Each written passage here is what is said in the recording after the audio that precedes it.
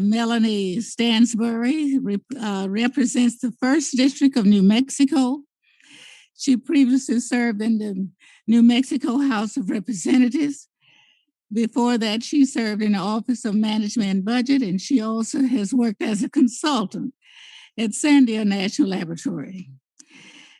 Given our committee oversight of the national labs, I think we will benefit greatly from her experience, and I look forward to having her on this committee, and I want to welcome her. Will you raise your hand so people know who you are? Okay. Thank you. Now the hearing will come to order, and without objection, the chair is authorized to declare recess at any time. Before I deliver my opening remarks, I just want to say that since we are in person and virtual today, I am delighted. It's been a while since we've been here, and I hope that we will continue to expand as we move along. A couple of reminders, though. Members and staff who are attending in person and are honor vaccinated against COVID-19 must stay masked throughout the hearing. Unvaccinated members may remove their mask only during the question and answer of the 5-minute rule. And you're on your own to make that determination. Members who are attending virtually should keep their video feed on as long as they are present in the hearing. And members are responsible for their own microphones. So please also keep your microphones muted until you are speaking. And finally, if members have documents they wish to submit for the record, please email them to the committee clerk, whose email address was circulated prior to the hearing. We have, we've done it.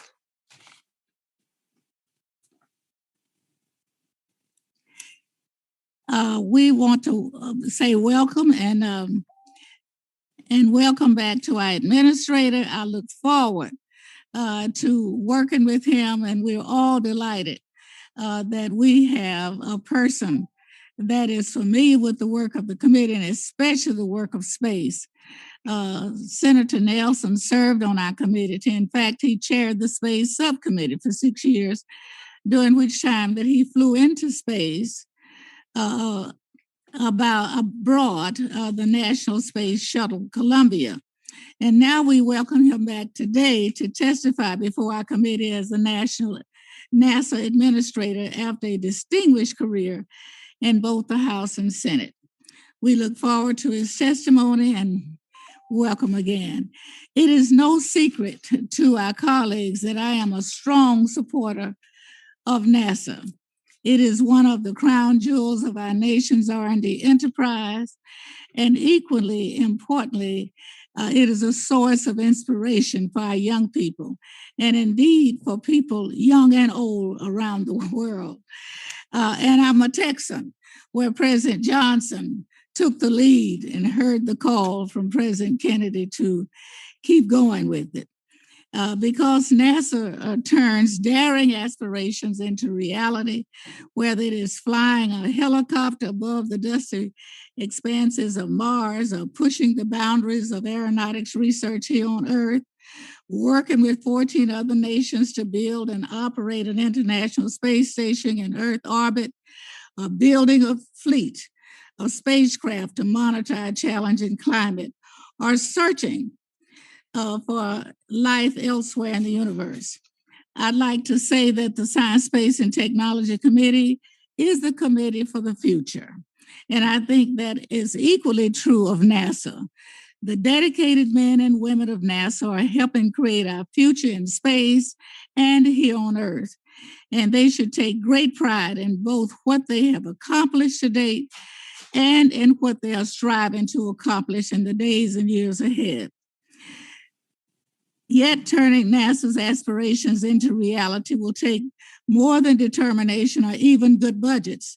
For example, to execute an ambitious national initiative like the Artemis Moon Mars initiative will require clear goals and objectives, thoughtful planning, realistic scheduling, and a creditable organizational and management structure, and attention to the multitude of details that spell the differences between success and catastrophic failure.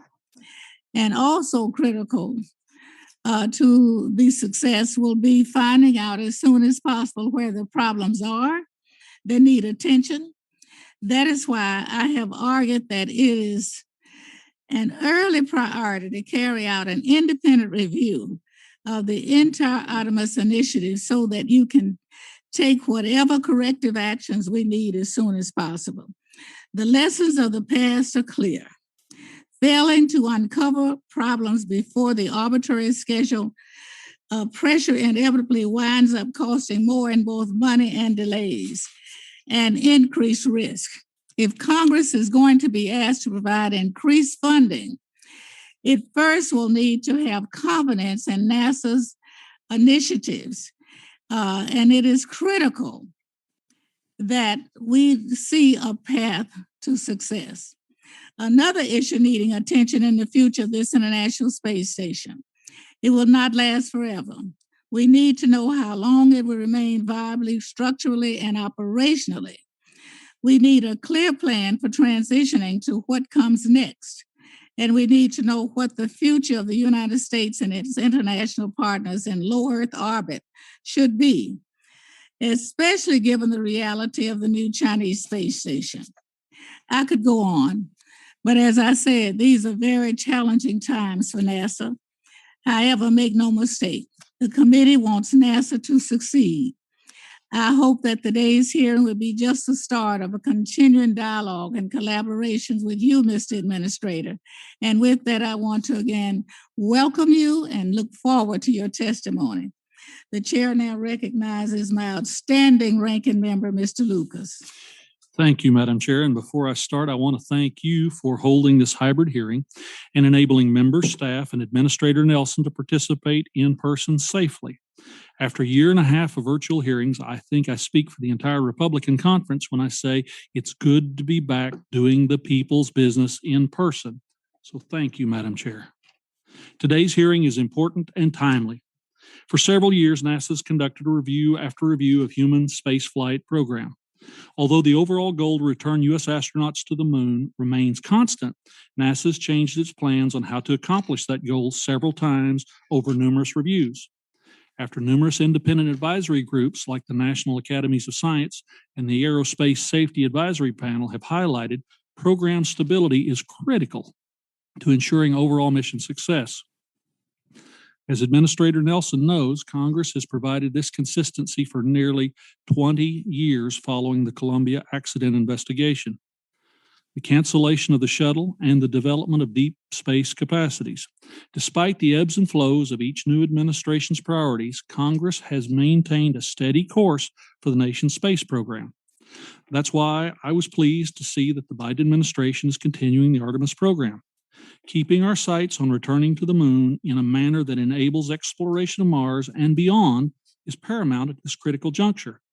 The Orion spacecraft was delivered to the Kennedy Space Center last year, and the Space Launch System was also recently delivered to Kennedy Space Center after a successful green run. It's exciting to see the SLS being stacked with boosters in the vehicle assembly building as we speak. NASA's exploration ground systems are working diligently to receive, process, and launch these critical national systems. But more work remains. NASA's Human Landing System procurement is stalled by GAO protests. Everyone wants to get started on this critical piece of hardware, but we must first let the process play out and adjust course based on GAO's ruling and available funding. I look forward to working with our colleagues in the Senate and on the appropriations committees and in the administration to chart a path forward that enables the success of our space program. The largest unknown looming on the horizon is the budget. Finding an extra $10 billion for the Human Landing System is no easy task.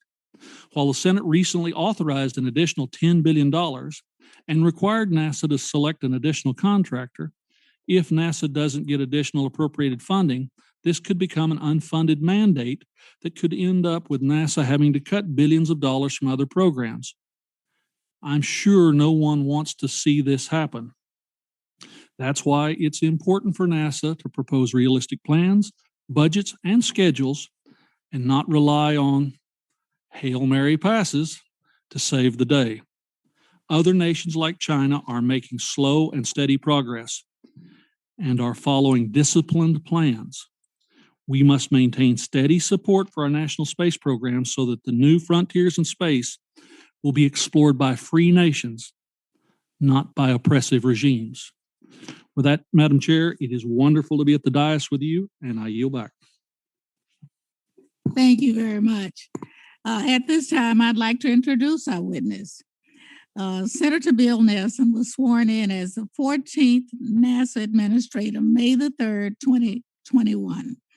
He is no stranger to this committee and Congress, having chaired the Space and Aeronautics Subcommittee for 6 years and later serving as a ranking member on the State Commerce, Science, and Transportation Committee in the Senate. He served in the House for 13 years and was later elected 3 times to the U.S. Senate, representing Florida for 18 years. Senator Nelson attended the University of Florida and Yale University. He received a JD from the University of Virginia. After law school, he served on active duty as captain in the U.S. Army. He has served in public office over 4 decades, in the state legislature as a state treasurer, and in the U.S. Congress. In 1986, he flew on Space Shuttle Columbia as a payload specialist, orbiting the Earth 98 times over 6 days while conducting research experiments. After leaving the Senate, he continued to be engaged in NASA activities, serving on the NASA Advisory Council until his nomination of the National Administrator. We are delighted to have him here today, Administrator Nelson, and we look forward to your testimony. Our witnesses should know you will have 5 minutes for the spoken testimony. Your written testimony will be included in the record for the hearing. And when you have completed your spoken testimony, we'll begin with questions. Each member will have 5 minutes to ask the question. So now, Administrator Nelson, you're recognized. Thank you, Madam Chair. If it looks like I'm smiling, I am. Coming back into these halls brings back so many pleasant memories and so many cherished friendships. Most of these portraits I have served with, and it's an outstanding committee. I want to welcome the new member of Congress. And Madam Chair, if you're getting folks that are so experienced like your new member coming from Sandia, again, it's just an example of the reputation of the members of this committee to be a very well-experienced and very serious committee. We're going back to the moon in preparation to go to Mars. And space is hard. A lot of people focus in on the date about 2024. We're going back to the moon with humans in 2023. It's going to be following the first launch, which is at the end of this year, 2021, the largest, most powerful rocket ever, the SLS Space Launch System. We are then going to hitch up with whoever is the winner of all the competitions after the GAO makes its decision, and we are in a blackout period now until August the 4th, when the GAO is going to determine whether or not the bid protest is successful. All of this occurred before I was there, but I'm here to defend what NASA has done. But with regard to what's going forward, we're not going to know until August the 4th when the GAO decides. Pam Melroy, who I just swore in on Monday, now is with us as our deputy. Our number 3 in the agency is Bob Cabana, also an astronaut commander, as is Pam. He's long experienced in the administration in Johnson, then the head of Stennis, then the head of Kennedy, and well respected. And the 3 of us are already trying to make the plans so that when the GAO decides that we can move out quickly, depending on what the GAO decides as a legal matter. Now, that's just the human exploration. Look what's already happened. What American is not excited about perseverance and little ingenuity flying around all over the Mars surface? Again, a pinpoint landing. But remember, as the ranking member said, remember, it was followed by only the second nation to be able to land a rover successfully. The Chinese government, the Chinese space program did that, and they have a very aggressive program. And we got to beware of that.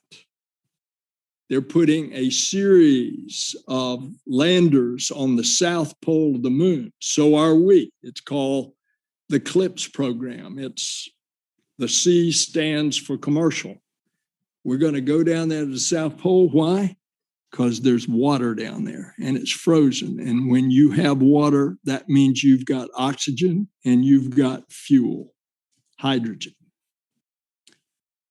So both of our nations are going down there. But the fact that they are planning this, just beware. Look at what's happening in the earth science and the planetary science. We just announced 5 great observatories that are going to go to Venus. We haven't been to Venus in 30 years. Why Venus? You think of it, the sun, the next planet is Mercury, it's hot. The next planet is Venus, and it's covered with a shroud of clouds. And that's caused it to heat up so much that it can melt lead on the surface. The next planet is Earth. It has a habitable atmosphere.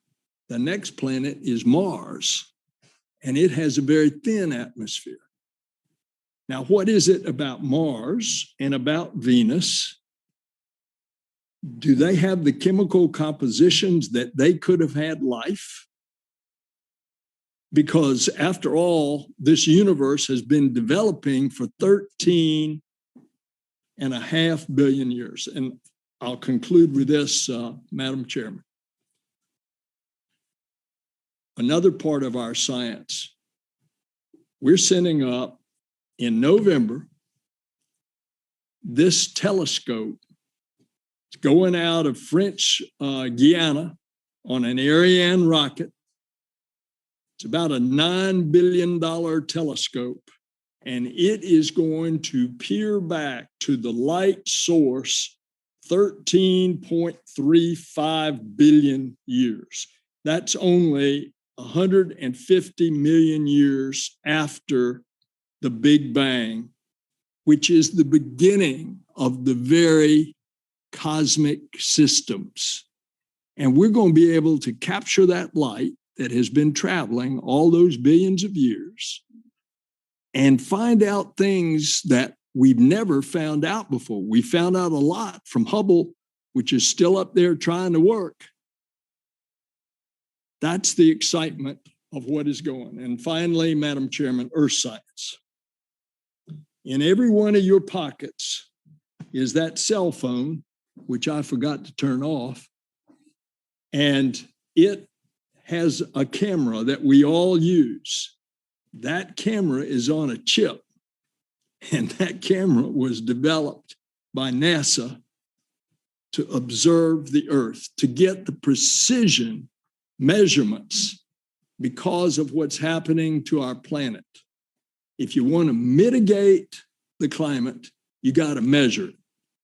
And that's what NASA does. Thank you, Madam Chair. Thank you very much. We now will begin our first round of questions, and I will recognize myself for 5 minutes. Administrator Nelson, you have often discussed your concerns about China's ambitions and advancements in space.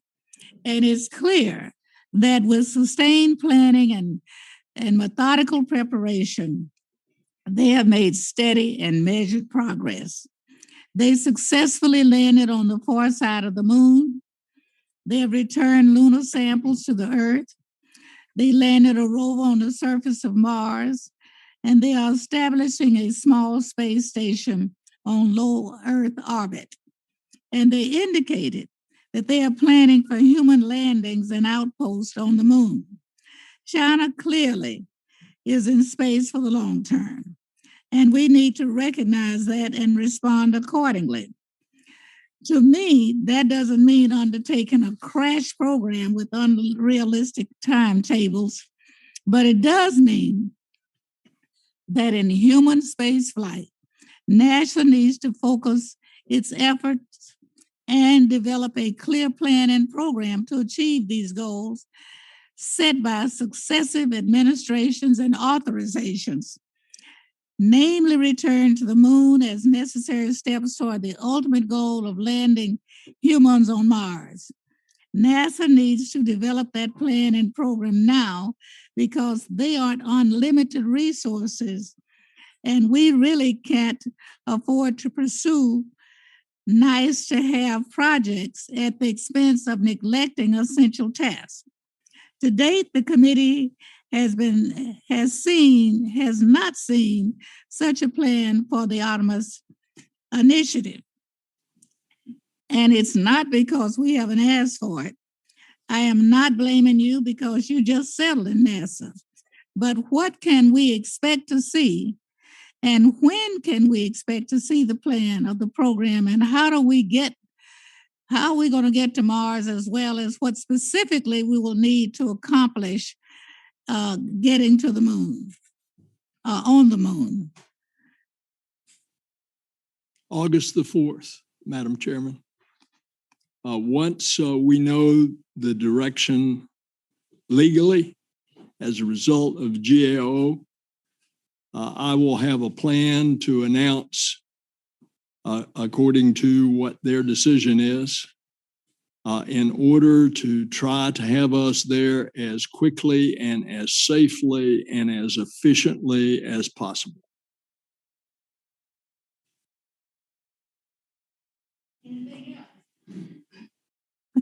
Well, let's be realistic. A lot of people don't know that, for example, what the source selection board picking out of the existing competitors, NASA had asked for $3.4 billion for that competition. The award of appropriations was $850 million. And so the source selection board, back before I came in, decided that they didn't have enough money and that they would award it to one of the three competitors. That award, the concept is that NASA's vehicle, the SLS, with its spacecraft on top, Orion, will take the crew to lunar orbit. And then in lunar orbit, there will be the transfer of the crew into the landing vehicle, and that will go down to the surface. They'll do their mission, they'll come back, and then Orion will return with the crew to the Earth. That's one concept. There are other concepts to put up a gateway, which is a mini space station in lunar orbit, and that is being planned as an international station that you will take the crew to that. They will then transfer into a lunar landing vehicle. So there are different plans. What was awarded was just for one demonstration. But there needs to be a landing each year for a dozen years. So there are many more awards to come if you all decide that it's in the interest of the United States to appropriate that money. And of course, the appropriation starts right here in this committee with the authorization. So that's about as succinct as I can tell you, Madam Chair. Thank you very much. My time has expired. I now recognize Mr. Lucas. Thank you, Madam Chair. And continuing with the chair's line of questioning, and I acknowledge the Chinese are making steady progress on their exploration goals. And I think it's very important we maintain our momentum. So in that vein, I ask you this, Director, within the confines of what you've just discussed, are you confident that the FY22 budget request, which has proposed reductions in the HLS program, are you confident that that's capable of getting us back to the lunar surface by 2024? And I'll go farther than that to say part of our challenge here in appropriations, even if we're successful, there's still that little creature called OMB, and there's still that process of the administration pulling as we push. We need a little more push over there while we're pulling on this side. Do you believe the 2022 budget request is enough to do what we need to get done? And by the way, you can strike out 2024. Give me a number for a date. Mr. Ranking Member, in your state and my state, we have an expression. There are more ways than one to skin a cat. So I've talked directly to OMB about the additional money for us to have the robust competition that we want, to have these sustained landings over a dozen years. And that's going to cost some more money. So I've said to them, well, you all are going to consider a jobs bill, an infrastructure bill. And by the way, I hadn't even talked about the desperate needs of NASA on dilapidated infrastructure, which is also jobs. And so if you all put together a jobs bill, that's another way of funding. Otherwise, you look at the request, and that's your question is the president's request. It is a very robust NASA request. It's over a 6% increase. And look at what's happened in the increases in science, in STEM education, in aeronautics. By the way, we hadn't even talked about the first A in NASA, which is aeronautics. A lot of exciting things going there. I'll be happy to answer your questions. Along that line, NASA has a very vast portfolio of programs, and it's always challenging to keep all those plates spinning at once. I mean, I'm not sure the general public appreciates you've got deep space exploration, you've got low Earth orbit operations, you've got planetary science, astronomy, astrophysics, earth science, heliophysics, biology, physical sciences, and aeronautics. Among many of those components, how are you going to keep all those plates balanced, Mr. Administrator? And I have faith in you, but that's a challenge with the dollars you have available. Well, I agree with you, but I'll tell you, why is NASA consistently thought of by the American public as the most popular government agency? And why does NASA have very little turnover compared to other agencies? It's because the people are so incredibly talented, and because of the mission They're fairly happy. And so obviously I'm not doing this. They are doing that. One last question, Mr. Administrator. In your time in the Senate, you were an incredible champion of the development of the Space Launch System and the Orion spacecraft. Part of course, enabling long-term sustained exploration of deep space. And you advocated for using existing hardware facilities, workforces, smooth transition systems, all very logical. Do you envision NASA using SLS and Orion past the initial Artemis missions? In reality, yes, because Artemis is a program to go back to the moon, but that's just, the goal is going to Mars. Because once we get there, we're going to dig down into that regolith and hopefully in the meantime have a sample return mission. By the way, that's another thing that the Chinese government is trying to do and is planning to do. And to see what happened to Mars. Is there still in that water? Is there any indication that there was life? So the goal is Mars. So the answer specifically on the SLS is it's going to be used as the workhorse, probably in lunar orbit, to then fashion together whatever this new technology that we develop to go to Mars is going to look like. Hopefully faster than we can go now, which is 8 to 10 months. By the time you get there, you got to be on the surface for a year or two because of the realignment of the planets in order to get back. If you can sprint there faster, you can stay on the surface weeks, a month, and then sprint back. But all of those technologies we still have to develop. So yes, the answer to your question is yes, the SLS will be a workhorse for the future. Thank you, Mr. Administrator. And I'd simply note, we on this committee, I think I can say in a bipartisan way, are going to pull as hard as we can. You're our guy in the administration to push as we pull. With that, I yield back, Madam Chair. Thank you very much. Mr. Byer is now recognized remotely. Thank you, Madam Chair, very much. And Senator Administrator, I really appreciate your coming.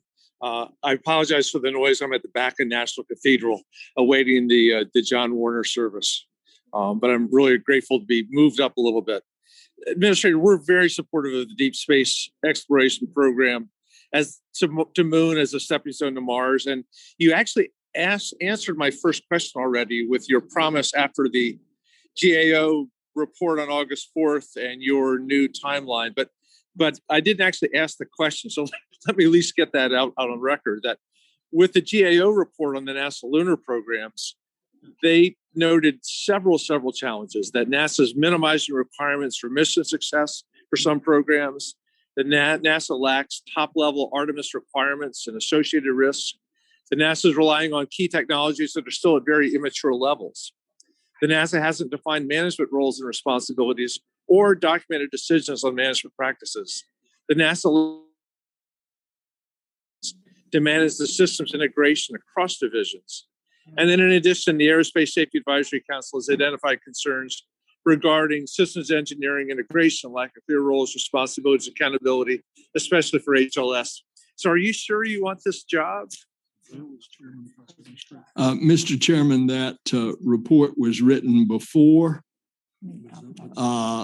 some of the changes that had occurred. So parts of that report are dated. And yes, Mr. Chairman, I really am excited about this job and ready to tackle this challenge. And finally, let me say that John Warner was a special mentor to me. He was our chairman of the Senate Armed Services Committee, and I grew to love him. And so I'm glad you're there at his funeral at the National Cathedral.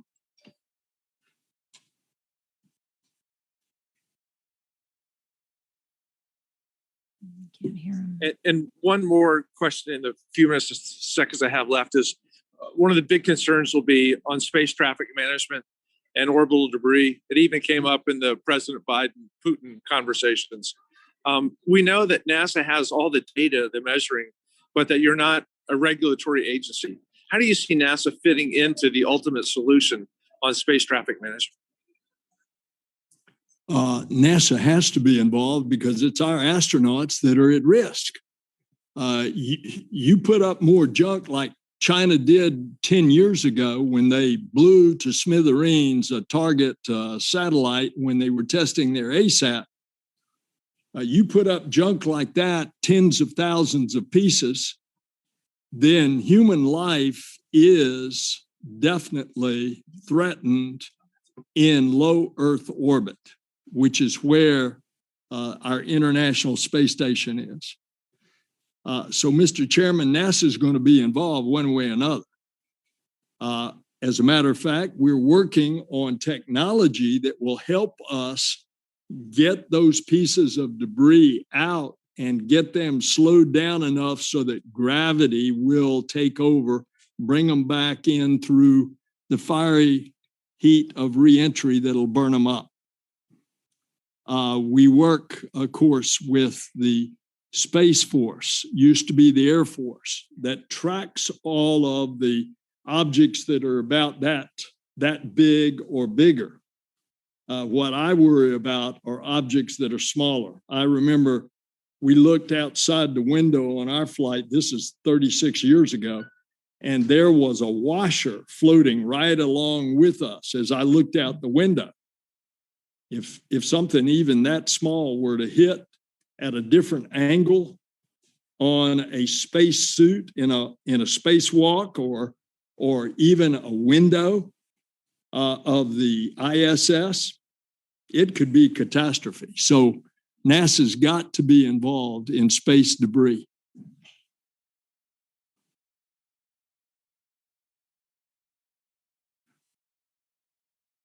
Thank you, Mr. Chairman. Thank you, Chair. I yield back, Madam Chair.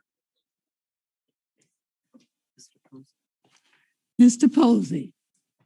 Thank you, Madam Chairman, and thank you for holding this important hearing today about NASA's fiscal year 2022 budget proposal. Administrator Nelson will help NASA remain a leader in our nation's future space endeavors, including our deep space exploration program that will return American astronauts to the moon and beyond on American hardware. I'm also delighted that Administrator Nelson appointed NASA Kennedy Space Center's Director, Bob Cabana, to be the new Associate Administrator. And congratulations to you again, Administrator Nelson, on your unanimous confirmation to your job. As a former senator from Florida, you're keenly aware of the importance of NASA centers. In 2010, you were one of the leading champions of using existing shuttle hardware, workforce, and facilities to develop SLS after the cancellation of the shuttle. Your rationale at the time was to prevent an exodus of talent and smooth the transition from one system to another.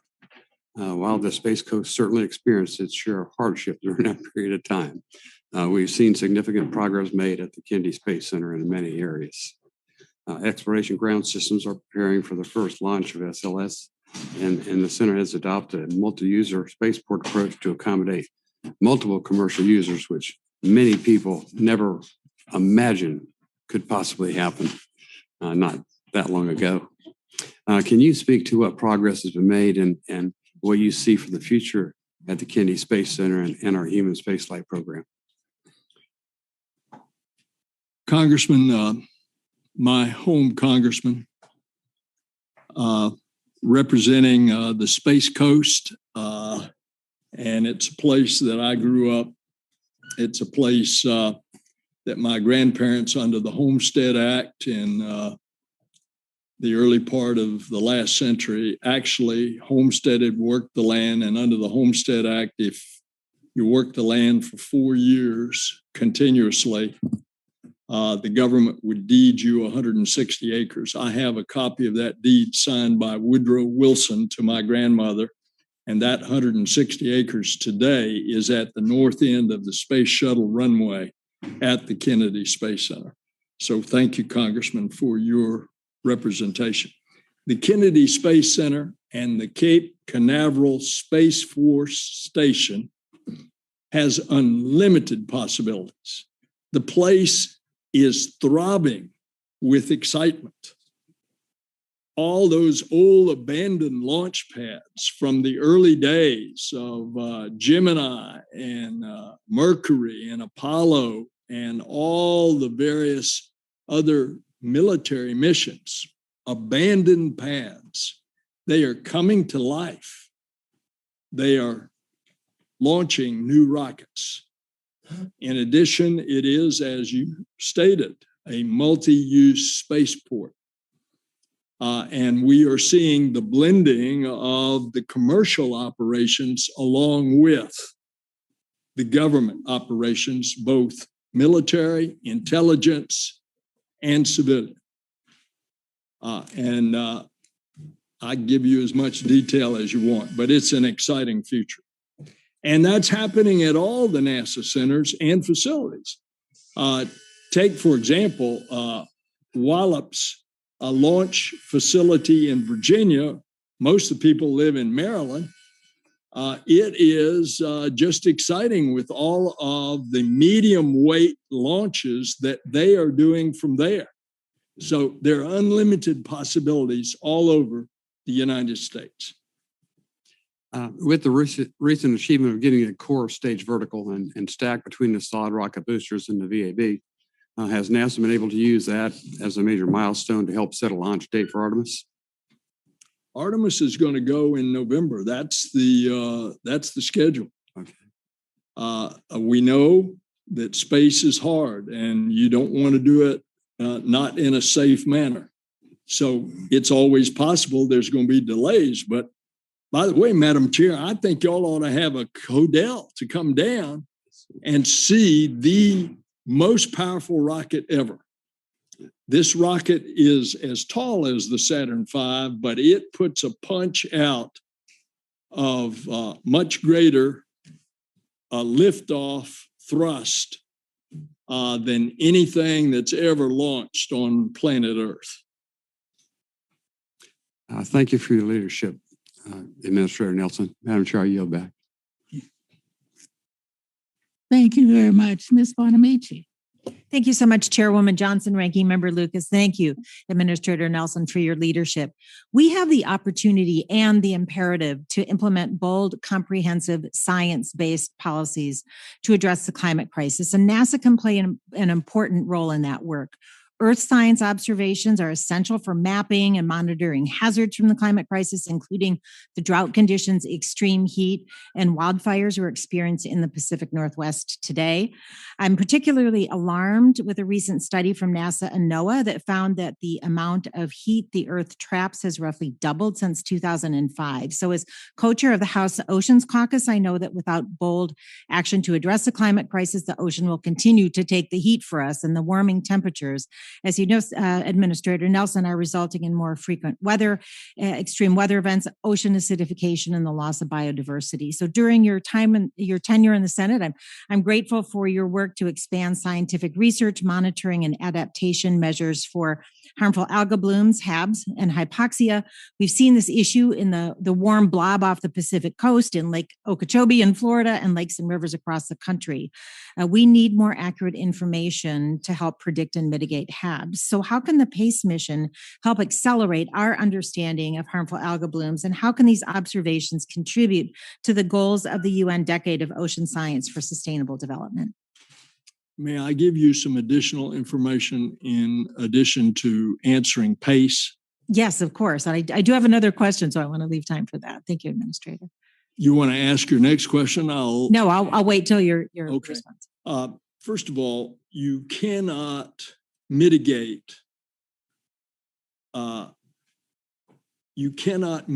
what's happening to the climate unless you can measure it. Correct. And we are uniquely situated. A lot of people don't know that NASA, all of those assets up there, NASA designs them, builds them, launches them, and NOAA operates them. And of course, look at the accuracy of weather predictions now. And it's going to get a lot better, because not only are we relying on the Earth sensing spacecraft that are up there now, over the next 10 years, we're putting up 5 great observatories. It's a $2.5 billion project over a decade.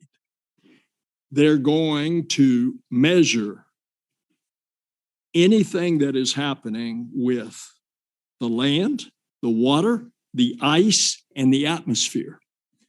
And they're going to put together a 3D composite of all this information, interrelated with all the other assets we have up there, to help us fine-tune our understanding of what is happening to our planet.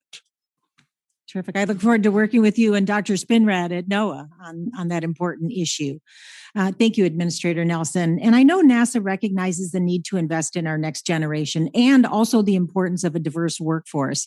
So this budget would strengthen the Office of STEM Engagement after the previous administration tried multiple times to terminate the program.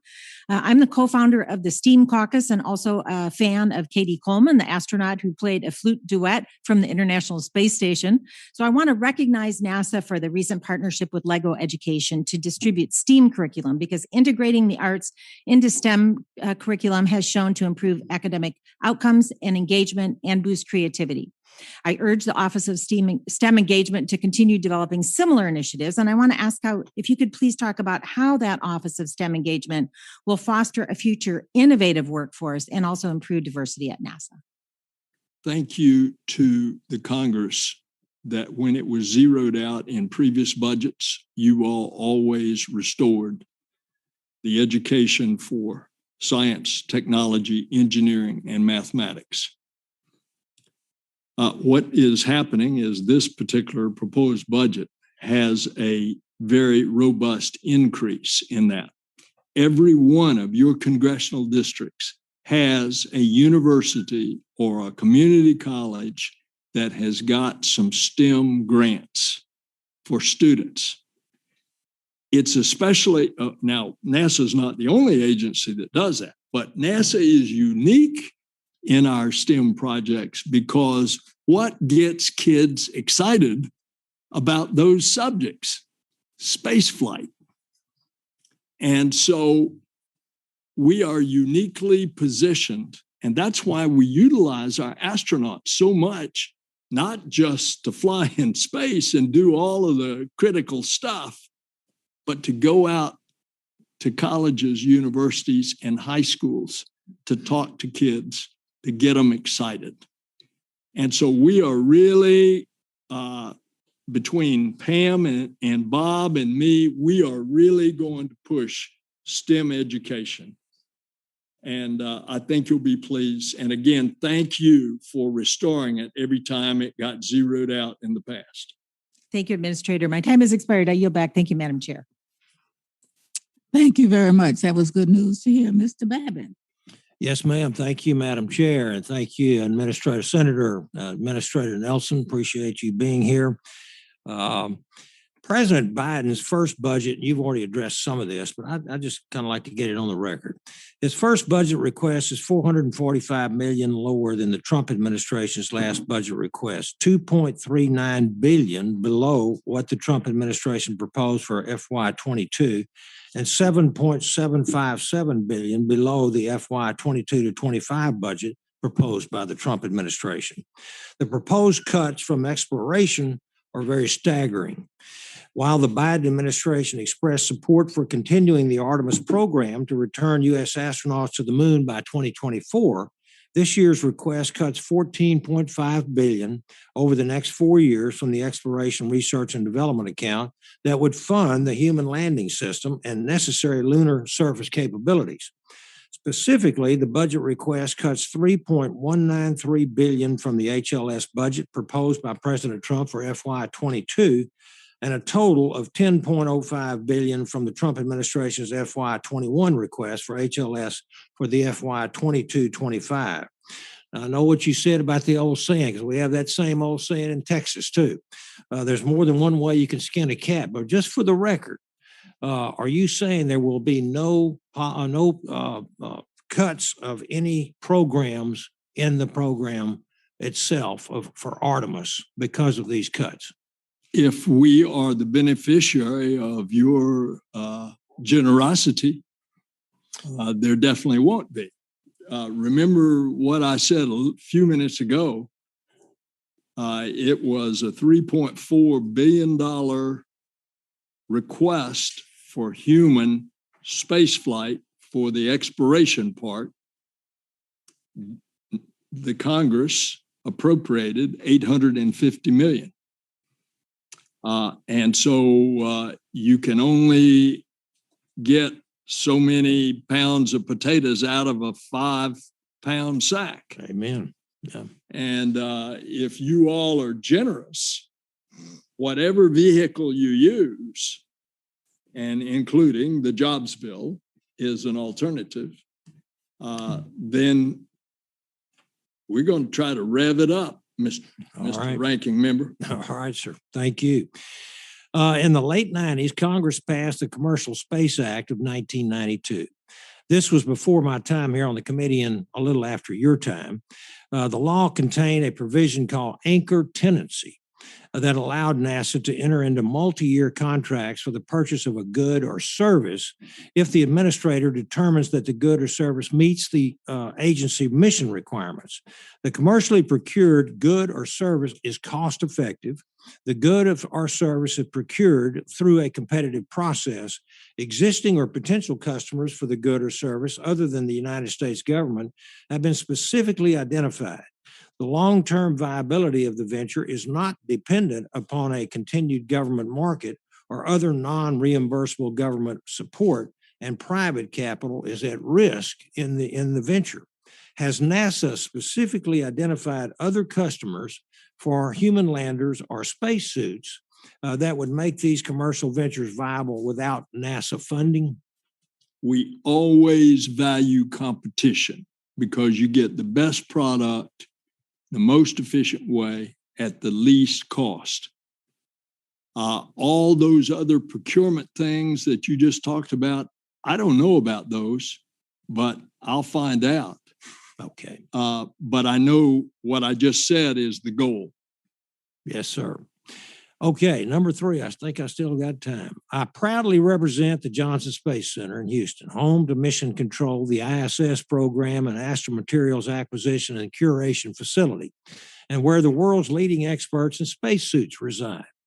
You served as the chairman of the Space Subcommittee here in the House and represented the Kennedy Space Center in the Senate. So I am assured that you understand how centers play a unique role in your space enterprise. Can you give us assurance that NASA will not attempt to relocate, outsource, or degrade any of these world-class, irreplaceable capabilities?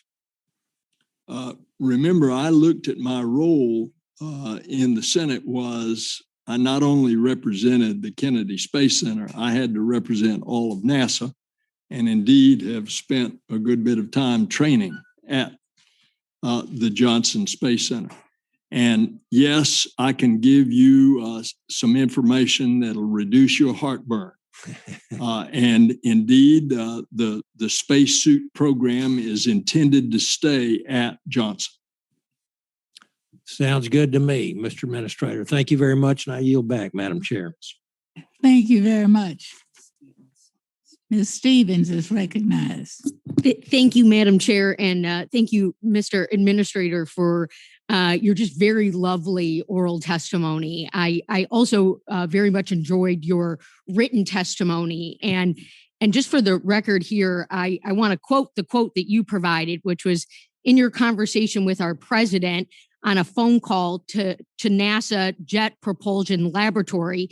The president said, "We can land a rover on Mars. We can beat a pandemic. And with science, hope, and vision, there's not a damn thing we can't do as a country." And here we sit back in this room with our Proverbs quote, "Where there is no vision, the people will perish." And so, Mr. Administrator, we are so grateful and blessed for your tremendous vision of NASA. and your understanding of the assets and the things that make it go round and that are going to continue to help our country to lead into the future. And even before the COVID-19 crisis, Mr. Administrator, a 2020 NASA and Inspector General report stated that the U.S. industrial base is not as robust as it used to be, making it difficult to find qualified technicians and suitable suppliers.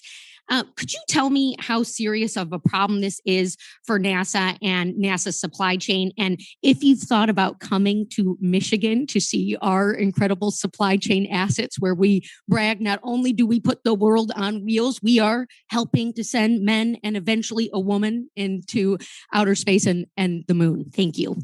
Ma'am, if you will invite me, I will be there. Sounds like a plan. And I'm looking forward to going to many of your districts because the strength of our country, indeed, that is reflected in an organization like this is out there. And your specific thing about suppliers, that's a huge strength. Now, we got to be careful because some of our supplies we are now dependent on of getting internationally. And some rare metals and materials we are finding are in other countries that may not be necessarily friendly to us. That's a supply chain not only for NASA, for the whole of government. But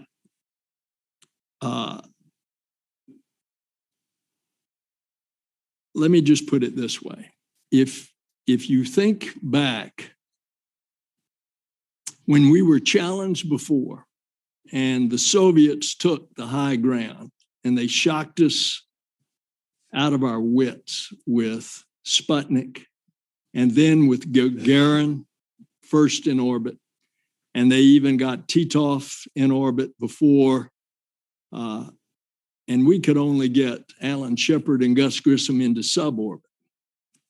And then that all changed with John Glenn, who knew that he had a 20% chance of failure on that Atlas ICBM. And it worked. And then the nation said, we've got a goal. Evoked by a very young and inspirational president. And we did it. And what happened to the country was extraordinary because we talk about STEM education.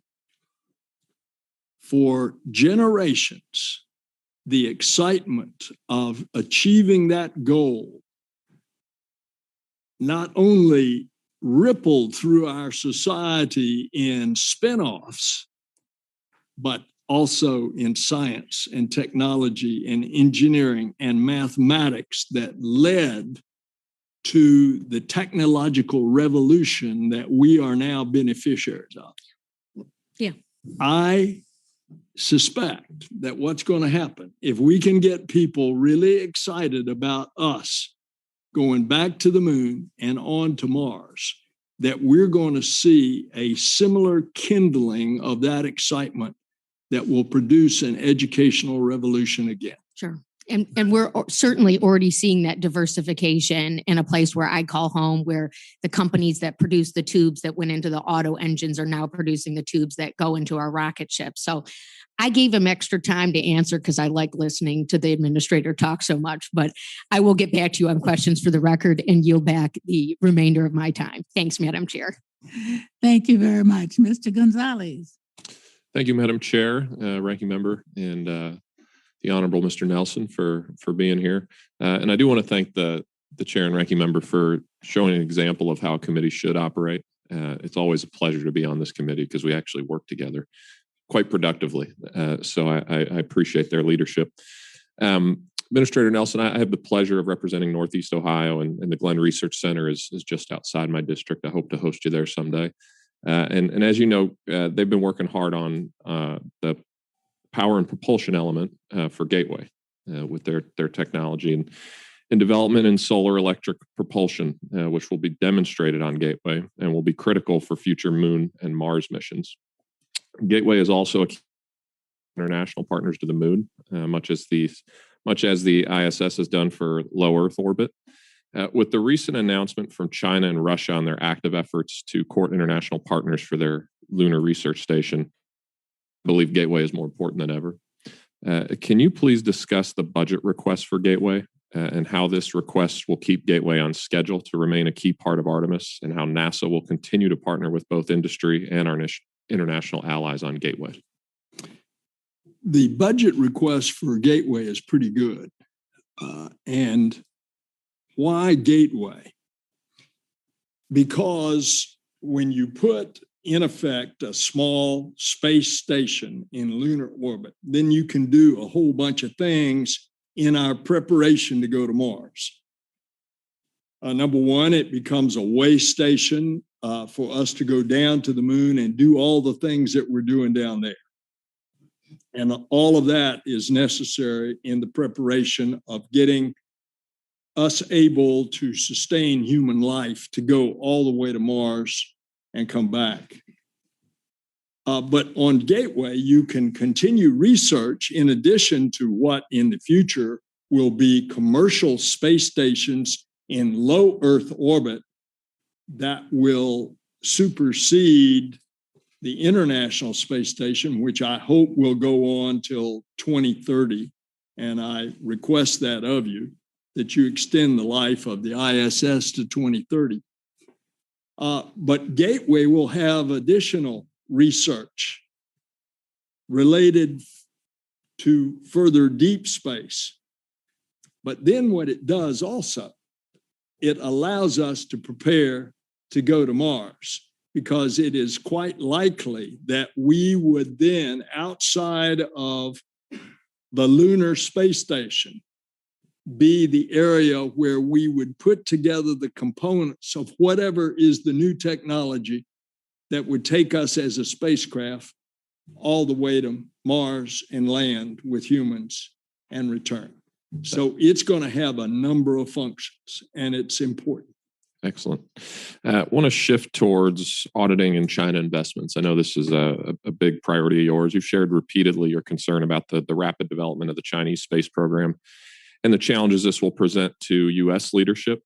Some of this includes China's efforts to work around our laws and leverage their investments into companies to give them additional insights, such as board observer seats, into technology being developed in partnership with the U.S. We've seen that across a number of industries, but in particular here.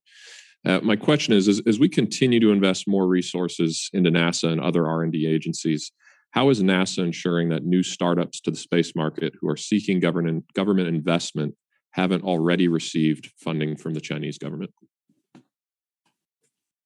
Well, I certainly hope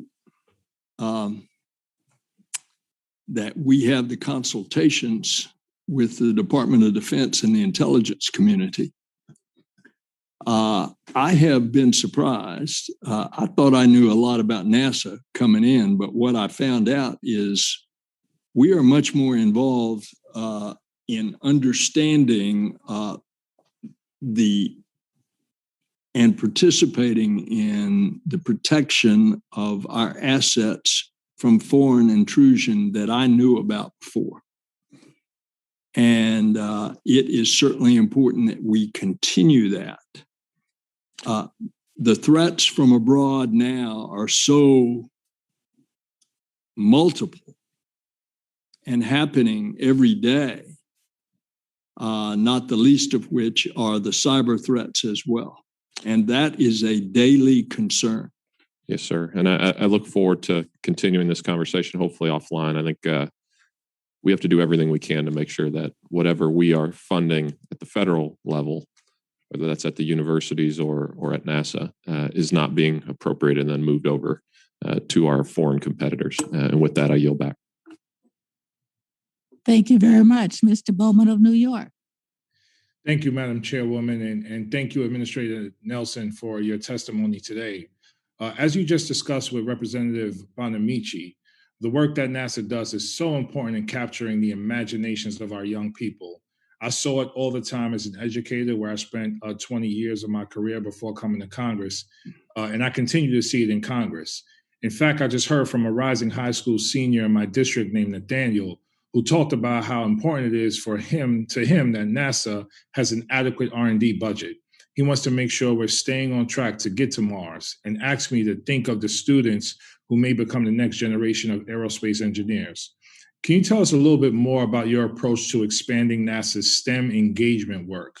How do we make sure that we're reaching out to students like Nathaniel in every community, including marginalized communities, and nurturing their aspirations? Yes, sir, Congressman. Right off the bat, the president's budget is a robust increase in STEM. And this particular public servant, joined by Pam and Bob, have this as one of our main drivers because of the value to our country.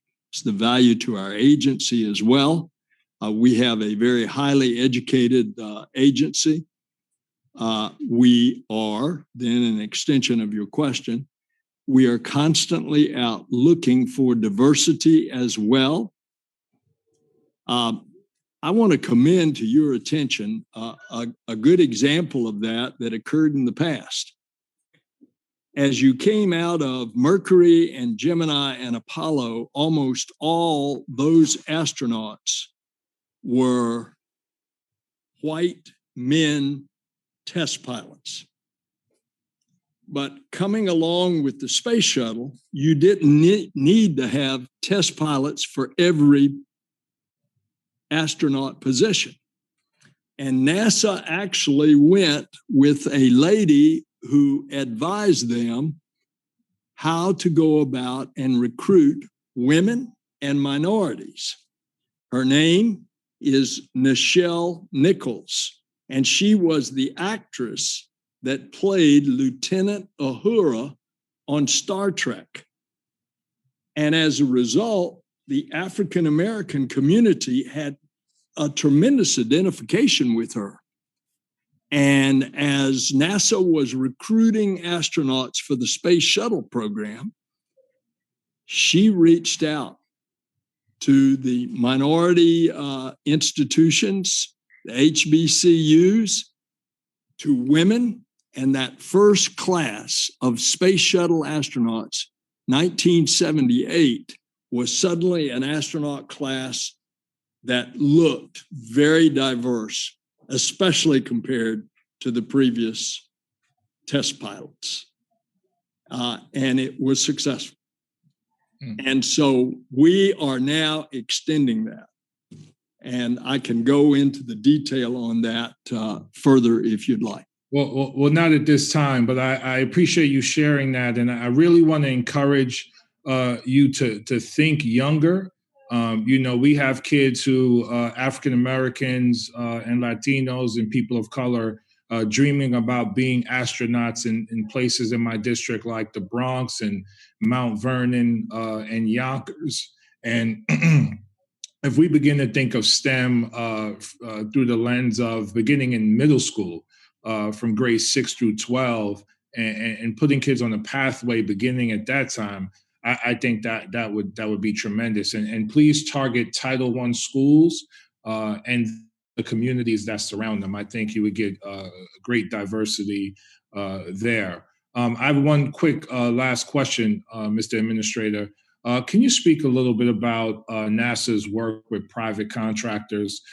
We got to the moon without private contractors, if I'm not mistaken. And now it seems like a lot of things are being contracted out to private institutions like SpaceX. Can you talk about just sort of the balance there and reliance on private contractors versus NASA continuing to serve as a public good, if you will? In the Apollo program, Mr. Congressman, we got to the moon with American corporations. They did all the work. NASA supervised. NASA had a reason to supervise it because NASA's responsibility is to make sure that it is safe, particularly when you put humans strapped into all of that explosive potential. And we're just continuing in a different way. Now, why is it a different way? Well, back in 2010, I had the privilege in a bipartisan way with Senator Kay Bailey Hutchinson of NASA was kind of at a dead still, not knowing where it was going. And we said we ought to have a NASA program, a government program, but we also ought to have a commercial program, and it ought to be dual track. And that was the NASA bill of 2010 that was passed unanimously in the Senate, and it was passed in the House by a 3/4 vote. And that's the track that we're on. You see that already implemented, that we now have commercial carriers of both cargo and crew to the International Space Station. That has been going on for years now. Now we're going to have a blending of the government and the commercial as we go back to the moon and eventually as we continue out into the cosmos. Thank you so much, Madam Chair. I yield back. Thank you very much. Mr. Walsh. Thank you, Madam Chair, and thank you, Administrator, for being here today. Over here, sir. There you are. There we go. You are. All right. Hey, I just want to talk to you for a moment about the growing and very concerning Chinese dominance in space. As I'm sure you know, the Chinese Communist Party is openly talking about replacing the United States as a preeminent space power. They've launched more rockets and satellites into space last year than the rest of the world combined, including the United States. They just manned its space station, brand spanking new, and openly talking about replacing the International Space Station, 10,000 satellite constellation. They're on track. An agreement with Russia to put a research station on the moon, growing anti-satellite capabilities. Would you agree that the United States cannot continue to be number one on Earth if we're number two in space? First of all, Congressman from Florida, thank you. Thank you for your representation.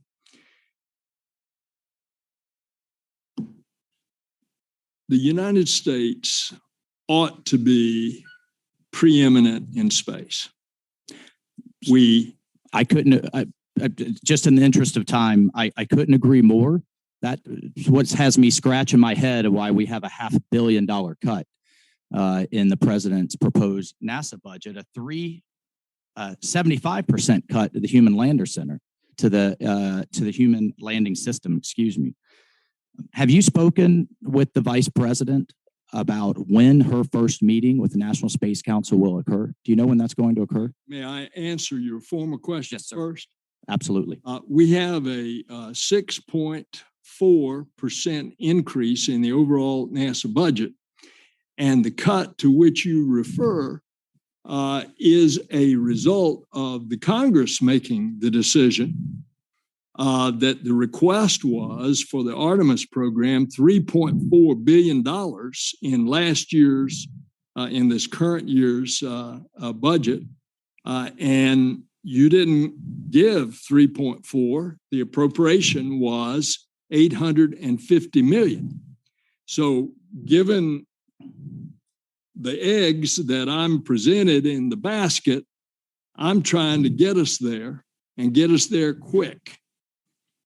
And so I have said earlier in the hearing that there are more ways to do it. If you all are considering a jobs bill, there's an R&D component of the jobs bill as well as infrastructure. And it would be very, very helpful if you could consider those increases. Absolutely. I think you'll certainly see support from this foxhole. We have to put the first American woman and the next American man on the moon. And to do that, we need a viable landing system. So I certainly think you'll see the support in this committee. Fight will be ongoing with the appropriators, but I want to see NASA support for that as well. And yes, Congressman, I have spoken to the Vice President and I look forward to her leadership in the council. I'll be meeting with her next week, and I expect that as the NASA administrator that I will take a very active role on the National Space Council. Mr. Administrator, do you support the Wolf Amendment, which, as you know, prohibits bilateral cooperation with the National Space Council, including NASA, China, with China, Chinese-owned companies? Do you support sustaining the Wolf Amendment, and if so, making it permanent? It is the law, and I support it. That is fantastic to hear. And finally, do you support making it permanent, Mr. Minister? Yes, sir. And that doesn't mean that we can't find areas of cooperation. And those areas are deconfliction of space assets running into each other, trying to get them to participate in getting rid of all that space junk. That's why I was very rather abrupt in my comments about when they had the return of a whole big rocket and it wasn't controlled and it threatened populations. Now, fortunately, it ended up falling in the Indian Ocean, but it could have fell in Europe or somewhere in the Middle East. So I have been very harsh in my commentary about the Chinese not doing those kind of things, including the space debris. Thank you, Madam Chairwoman. I yield my time. Thank you very much. The chair now recognizes our newest member, Ms. Sandberg. Thank you, Madam Chairwoman, and thank you, Ranking Member, and to all my colleagues. It's truly an honor to be here to serve on this committee with you all. Thank you for allowing me to serve. And I'm especially excited and honored to be able to be here today with our administrator/senator. And also, I wanted to say, as a former federal employee, thank you to NASA employees, staff, and researchers for the important work that you do. We so appreciate you. NASA's work is critical, of course, not only to taking us to the far reaches of space, but also for understanding our planet here at home, and particularly our understanding of our planetary systems and climate change and how that's transforming our communities. And in New Mexico, my home state, that, of course, is being manifest in terms of chronic drought, extreme fires, and really an uncertain future.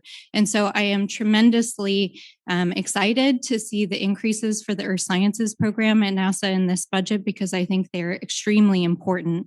But NASA, Madam Chairwoman, is also extremely important as an economic engine for all of our states, and particularly in New Mexico, where we have a very large aerospace industry that is growing daily and that we are working hard to grow, and is a powerhouse in its own right in aerospace.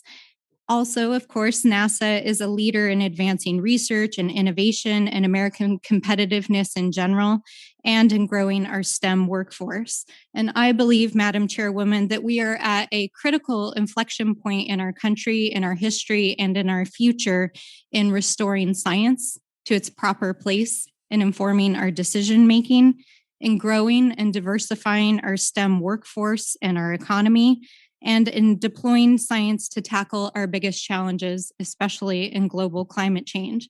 And so, Madam Chair, Mr. Administrator, my question is really focused on NASA's view of our home planet, and particularly the role that NASA plays in climate change. Madam Chair mentioned in her opening that I'm a former employee of OMB, and one of my duties there was actually working on the Landsat program. And one of the significant tensions that we always found with NASA's budget was in balancing the space missions and the Earth-based missions that NASA has. And so, as I said, I was very pleased to see the increase in Earth Sciences. And so, Mr. Administrator, I'd like to hear more about how you see NASA's role in the Earth Sciences and advancing our understanding of climate change, and how that fits into the Biden administration's overall climate science agenda.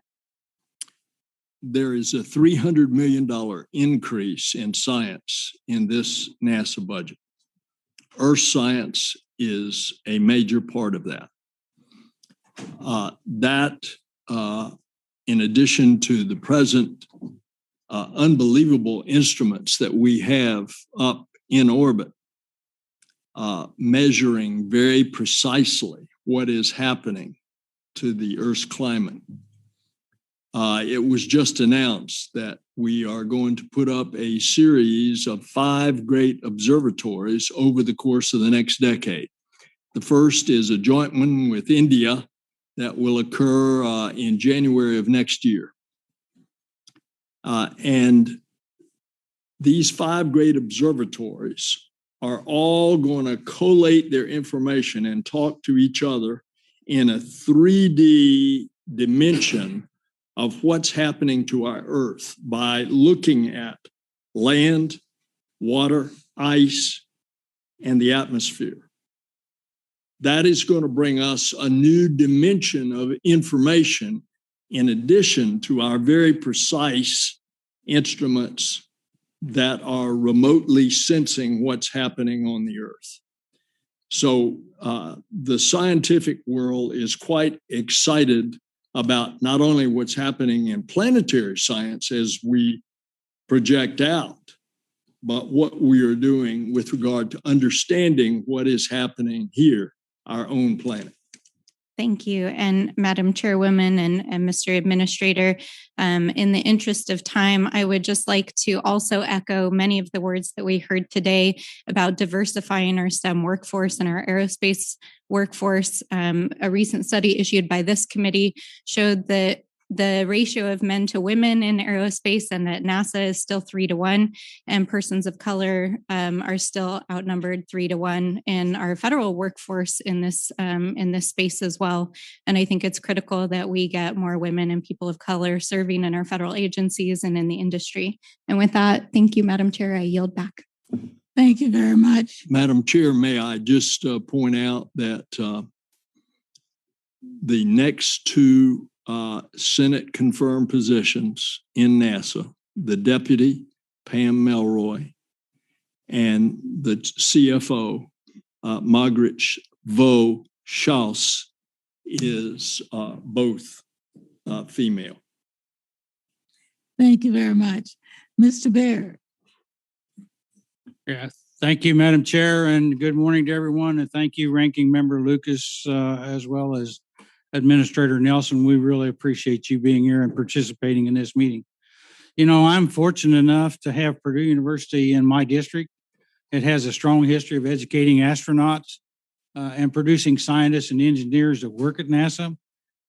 So it is, as you mentioned earlier, it is extremely important that the United States remain a leader in science and innovation, particularly in space. As China and Russia team up and build their space programs, the necessity to remain competitive has also become a point of national security.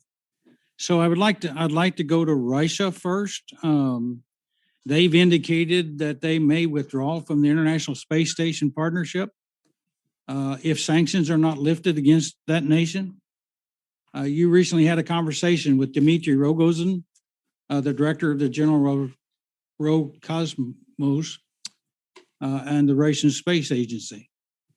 So my questions are, do you really believe or do you feel that Russia will remain in the International Space Station if these sanctions are not lifted? A second question, do you have any idea what the cost to operate the International Space Station might be? And then in the final years of the Russian MIR station, efforts were made to privatize the platform. What would prevent Russia from privatizing their segment of the International Space Station? So, Congressman, thank you for that question. I want to address it comprehensively. First of all, you said you represent Purdue. Purdue, back in my day, produced almost as many astronauts as did the U.S. Naval Academy. And I wouldn't be surprised if it hadn't surpassed all other universities. We appreciate that recognition. Thank you, sir. I have had 3 conversations with Dmitry Rogozin last week. I was quite concerned, as you have expressed in your question. Was there, because of these comments that were coming out of Russia, were they going to about face and break the partnership that we've had with Russia when it was the Soviet Union in 1975, when an American spacecraft and a Soviet spacecraft rendezvoused and docked, and they lived together for 9 days in space. And we've had that cooperation ever since. And it's very evident on the International Space Station because there's always a Russian crew, there's always an American crew on board. So the first indication was actually in the NBC interview of President Putin, when he spoke glowingly about, and that came a day after I had my first conversation with Rogozin, and Putin spoke glowingly about the cooperation in space, particularly on the space station. So in the second conversation with Rogozin, he confirmed that. And in the third conversation, we had actually participated, virtually, on a panel, international panel, that they were having the conference in St. Petersburg, Russia. And we had additional information from that conference that confirmed what we were seeing. And then the final thing is, they're getting ready in just a couple of months to put up another major Russian component to the space station. So why would they be doing that and just a few years going to abandon it? It didn't make sense. And so I have a much changed attitude about, I think we are going to see the continued cooperation. However, your question is further. What about Russia and China teaming up? And I think we've got to watch that. I think, as I said in my opening comments, China is very aggressive in its Chinese government space program. And as a result, we've got to be concerned about that. And if Russia is giving them a lot of their technology on rockets, that's something we got to be concerned about. And they're talking about going to the South Pole of the moon, and that's where the water is, the water ice. So indeed, thank you for raising that, Congressman. Thank you for your response. Appreciate it very much. And I yield back.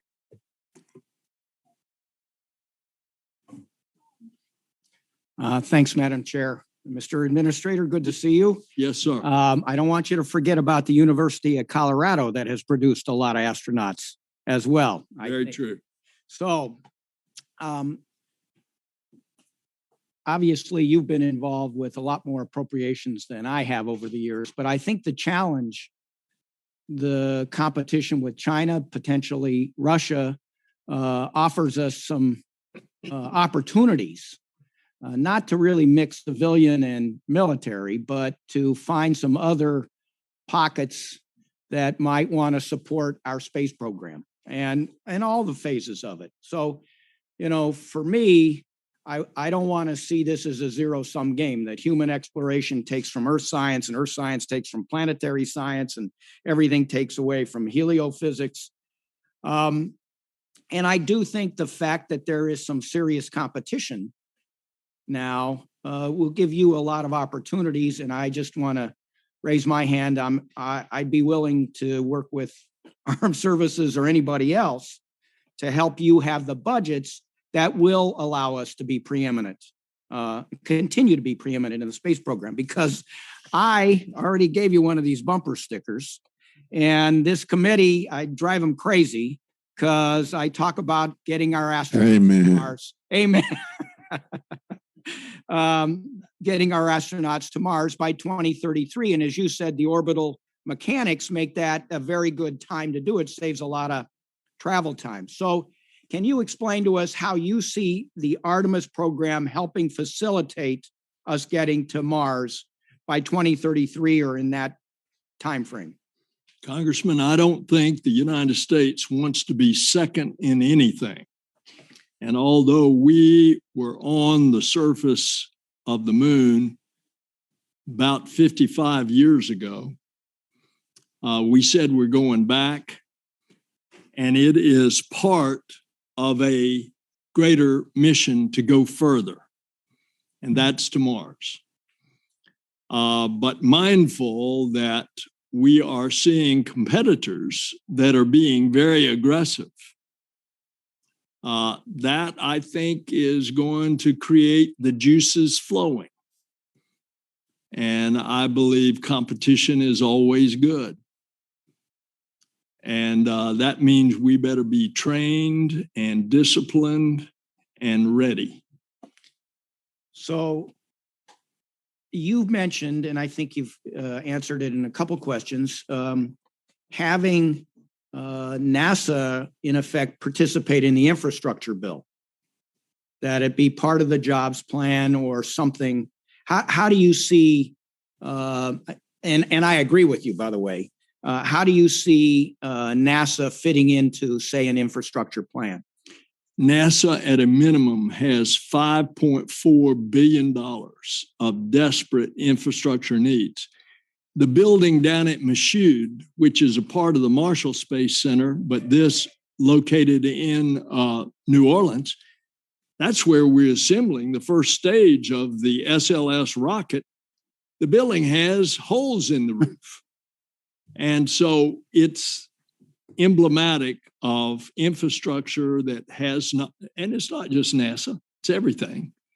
Look at the roads and the bridges. NASA has a need for that.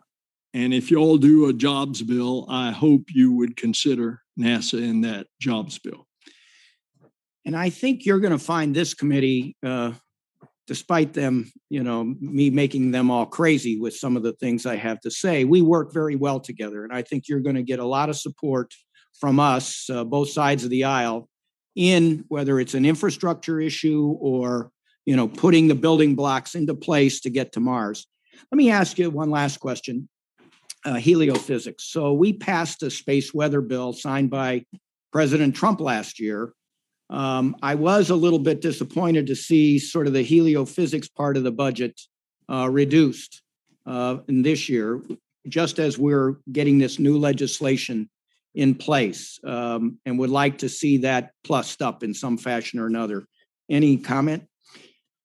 But that heliophysics is part of a budget that was increased by $300 million. That's the science part of the budget. And planetary science is a big part of that. And we've got to understand a lot of the stuff on heliophysics, because when we send astronauts back to the moon, you have a solar explosion on the moon and all that radiation's coming. We've got to have a way to know in advance, well in advance, to save our astronauts that they don't get fried. Same thing on the long trip to Mars. We've got to be able to understand what's coming. And on Earth climate science, we need to better understand the effects of the sun with regard to delicate measurements of our climate in order to be better stewards of our planet. Thank you, Mr. Administrator. Thanks, Madam Chair. I yield back.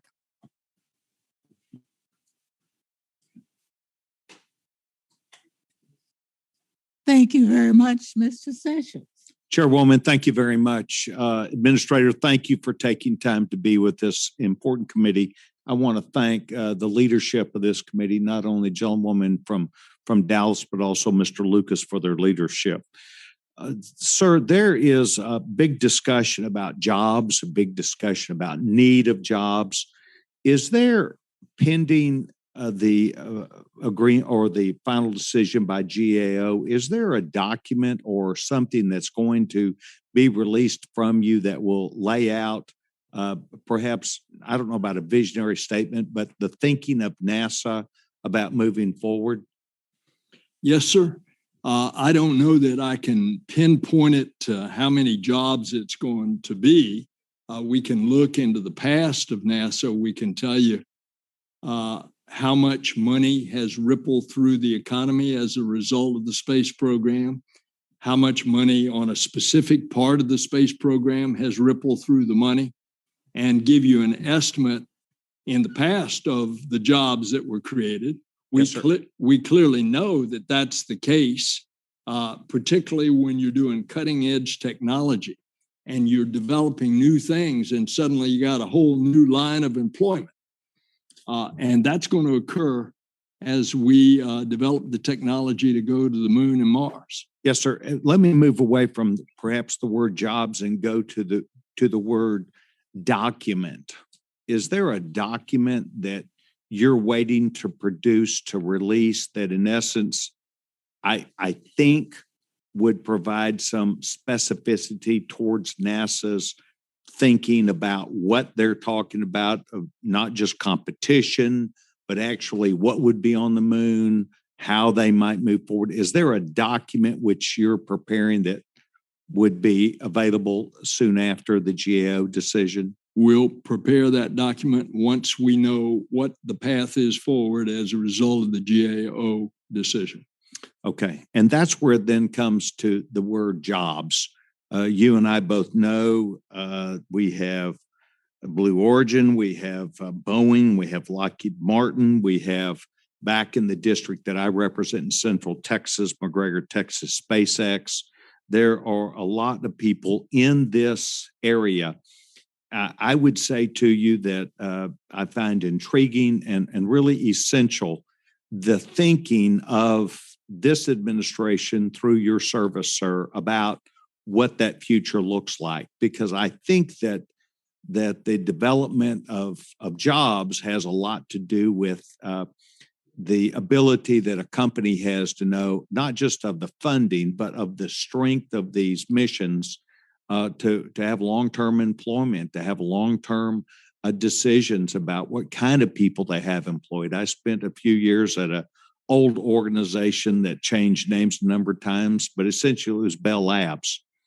And the Bell Labs needed to know about where they were headed to where they could make longer term decisions. And I would say to you that I think that your mark on that vision statement about what would be competition, what would be where we're going to land, whether we're going to put a space station up, whether we're going to put something on the surface, and playing that out. I think you've indicated you've got a pretty good handle on that. NASA has an idea about where they want to go, and the specificity of that, when available, will enable these companies like SpaceX and others to then make a determination about where they're going to head, not just with jobs, but how they're going to recruit, how they're going to retain.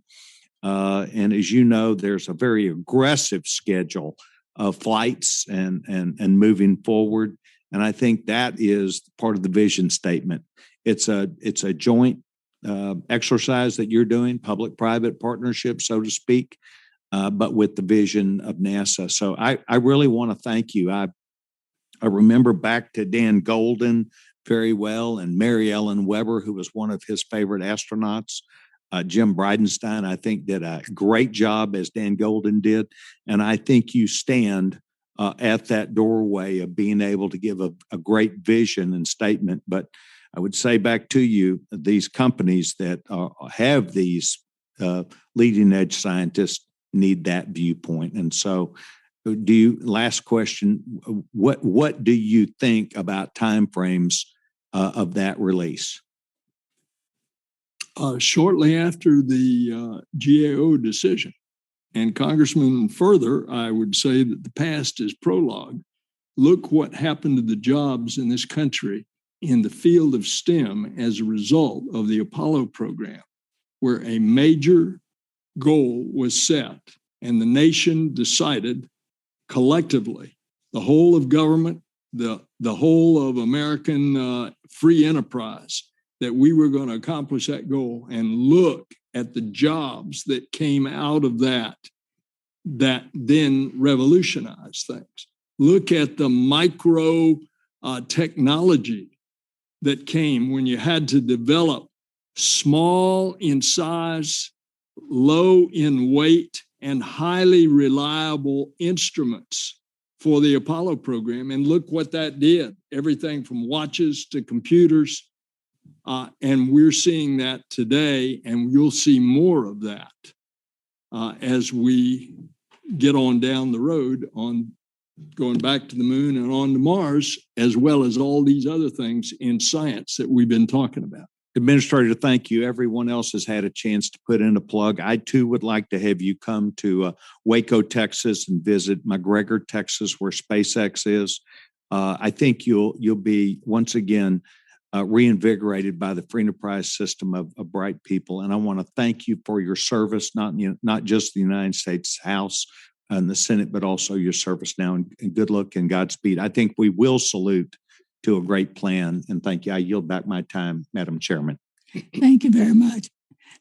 His invitation to Waco will only follow one to Dallas. Ms. Moore, Mr. Foster.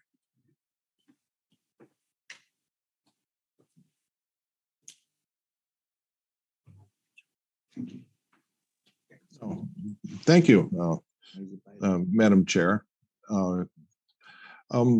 First, thank you, Ranking Member Lucas, Administrator Nelson, for joining us here today. I believe the documents that my Republican colleague, Mr. Sessions, was requesting are known as the Technical Design Report and a resource-loaded schedule and budget, which will be required for the Artemis mission, the Gateway project, and the mission to Mars. When can we in Congress expect a preliminary version of these documents? After the GAO report. So within the year, by the end of the year? Yes, sir. Okay, thank you.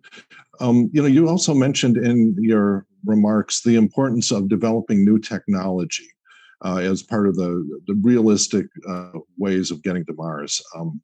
Also you mentioned the very difficult problem of radiation shielding, for which it's for both the mission to Mars and the Gateway project, which I believe there aren't really satisfactory solutions yet. Part of which is to make very high performance propulsion systems so you can get to Mars and back quickly.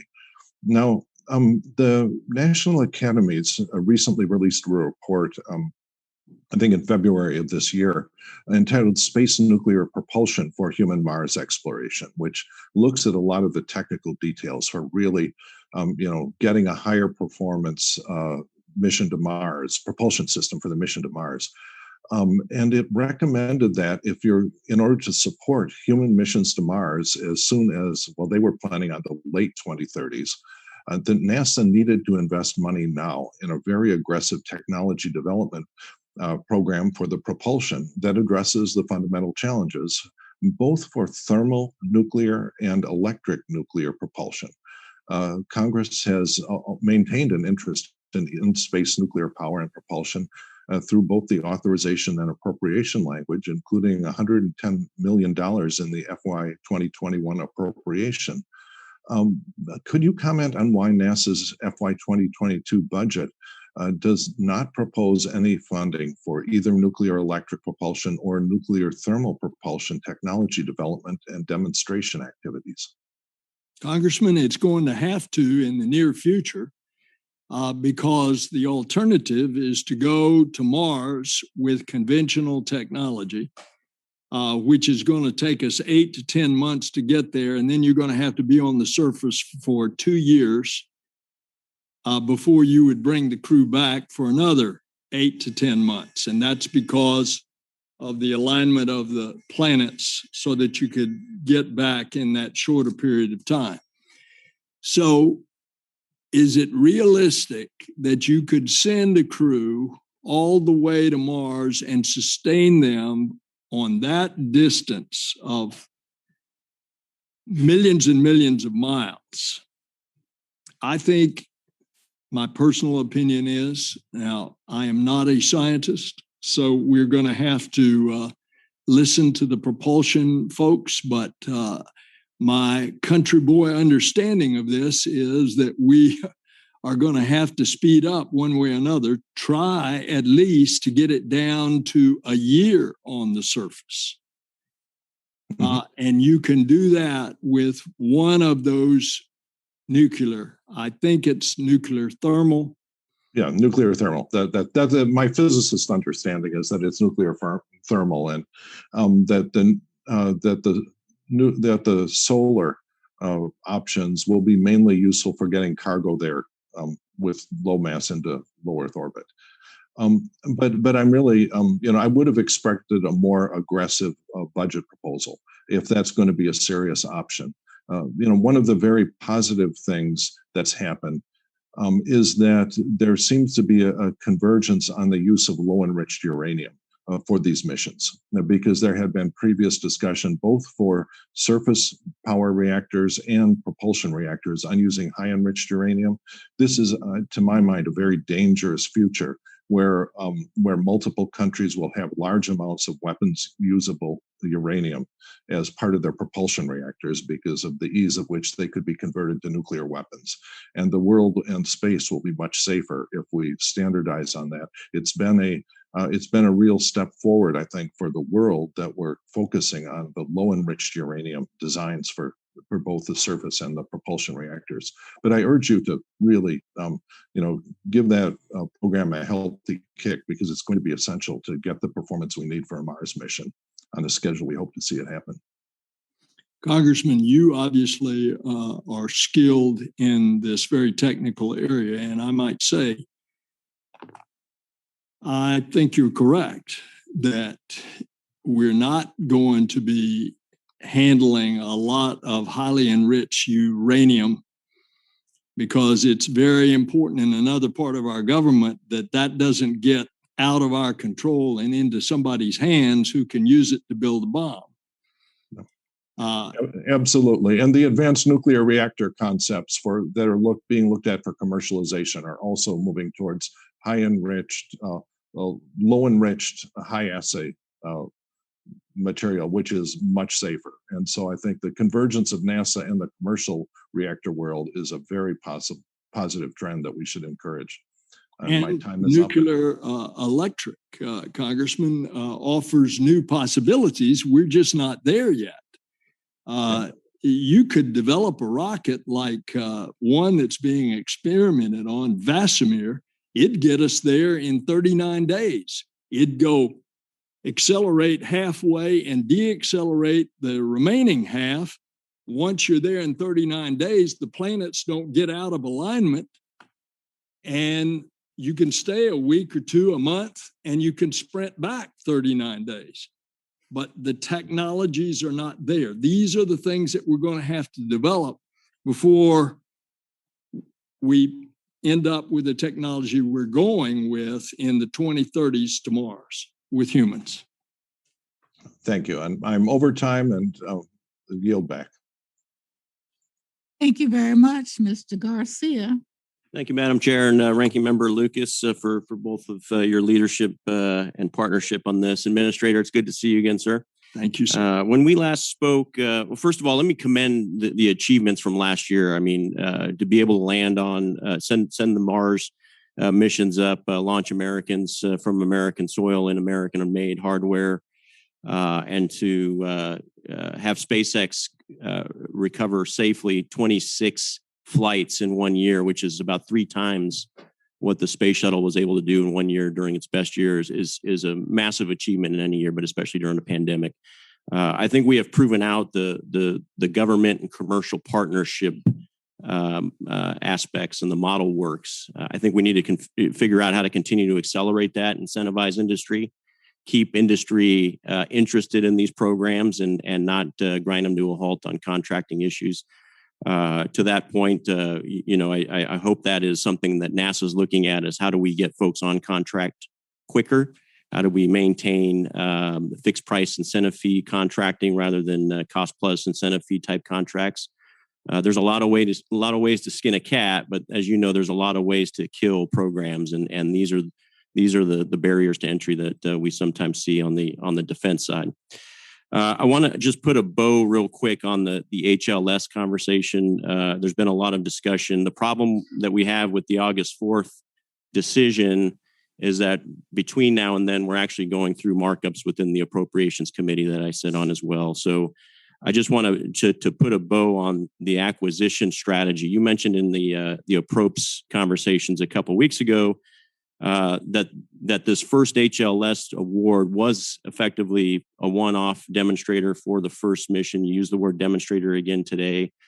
The inference of that would be that there are follow-on competitions, and that represents effectively your acquisition strategy. But that's not reflected either in the FY22 budget request nor the 5-year plan.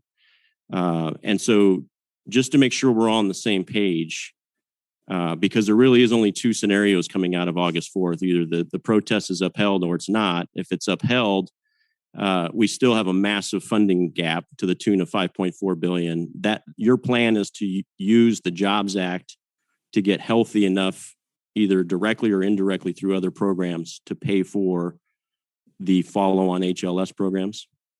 Well, that's up to you. That's up to you if you decide to appropriate the money in order to have these follow-on competitions and many landings, one a year over a decade. And by the way, they will be fixed price. Good. Okay. Fixed price contracts. Good. I just want to make sure that ask is on the table, and that not only the authorizers but the appropriators are aware that is the plan to get whole on this overarching acquisition strategy. And if that's the case, that we need to codify that as we move through the next couple of weeks before August 4th. I resonate with the competition is good. We need to keep pushing in that direction, and I think NASA's doing a good job of that. More horses in the race is always good. I want to dive down into a couple specific programs as well, if you don't mind, Administrator. The Mars sample recovery, you mentioned early on that that was still something we were chasing. We have the rover now on the planet. We have it collecting samples here, but we don't have necessarily the program of record or the funding to bring back the samples. That could be a large bill. Where is that captured in the strategic plan or in the budget request? It's being designed right now. Okay. And as soon as I've seen one concept. It's a very complicated concept. They want to make sure that the material is not contaminated once it comes back. All of this is done in a very elaborate instrument that they land on Mars. Taking the sample that will be collected by this rover Perseverance, transferring it to the other, preparing it, and then putting it in effect in a capsule that then launches from the surface of Mars and comes back through with a heat shield through the entry of the atmosphere. Okay, so we're still characterizing the price footprint of that design. Yes, sir. Going through design reviews. Okay. Yes, sir. Last, in the remaining 10 seconds, we have a program in my district called SOFIA. This is a 747-based infrared instrument, just upgraded with a new instrumentation system recently. Partnership with Germany, lots of money being spent on that. That's set to be terminated within this budget request. I would request that you look at that, at least wait for the senior review in FY22 before we make any decisions, and happy to support you in those conversations and host you in our district for that as well. Thank you, Mr. Administrator. Thank you, Congressman. Thank you very much, Ms. Moore. You're muted. Thank you so very, very much, Madam Chair. And thank you, Mr. Administrator, for your patience during this very long hearing. Mr. Bowman raised a point, and you didn't get a chance really to respond. You're putting $20 million extra dollars into STEM education, and he proposed that it ought to start like at K-6. And I'm thinking maybe that's too old. And I just want to know specifically what you're doing to in the K-12 space, in particular regarding STEM education. I don't think if you give somebody their first slide rule when they're a freshman in college, that you're going to do very much in terms of that space. I understand your concern, Congresswoman. I'm going to try to affect that because education doesn't start once you enter the university. Start a lot earlier.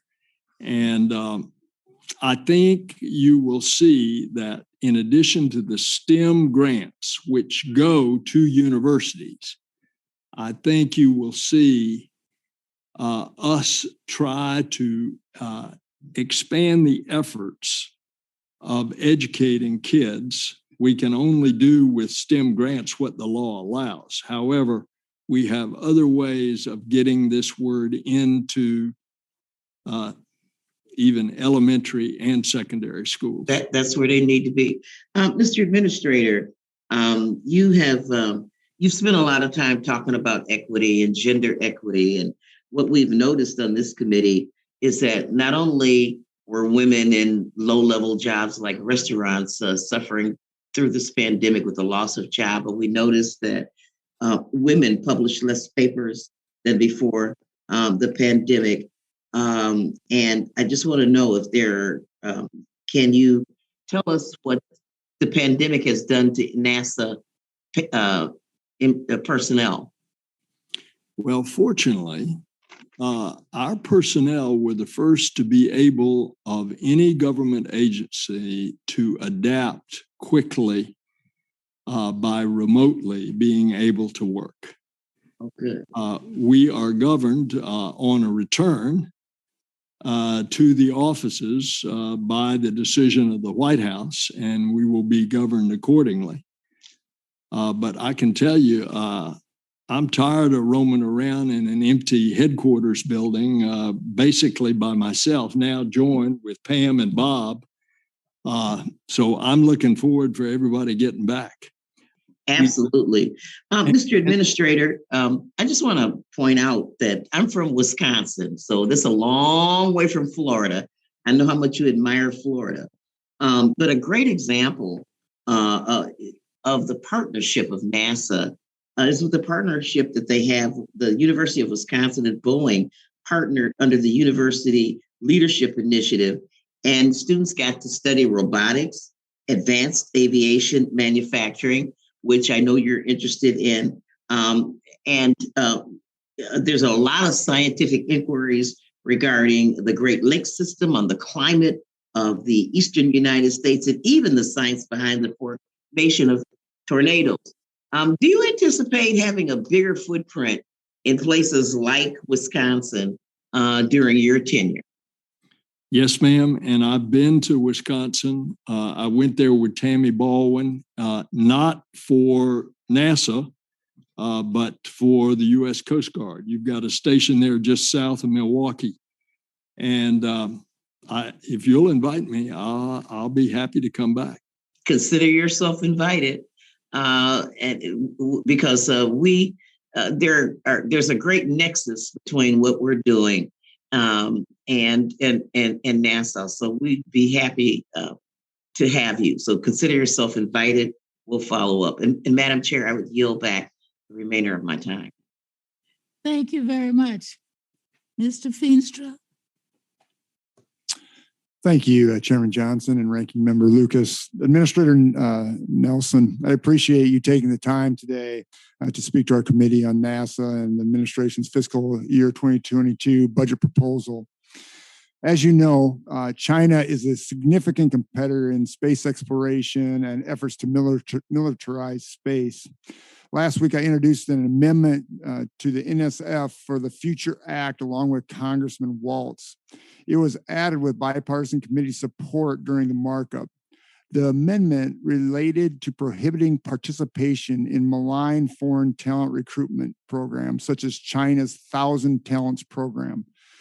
The question is, does NASA have an active program in place to assess employees from foreign influence or prohibit their participation in malign foreign talent recruitment programs? If we don't, we will. Yeah. That's good. It's so important. I think it's critical to our country that we focus on those around the communist world that have concerns about our country. Another question I have, moving on to the issue of agriculture, the future of sustainable aviation fuel may provide a new market for biofuels produced in Iowa. Looking at your budget, how does biofuels play out in sustainable aviation fuel and related research and development in your budget for FY 2022? the first A in NASA is aeronautics, and we're looking at all kinds of fuels. Basically, NASA aviation has got to do our part in lessening the pollution of putting CO2 and methane up into the upper atmosphere. So we are getting ready to fly a demonstrator on an all-electric aircraft coming up this year.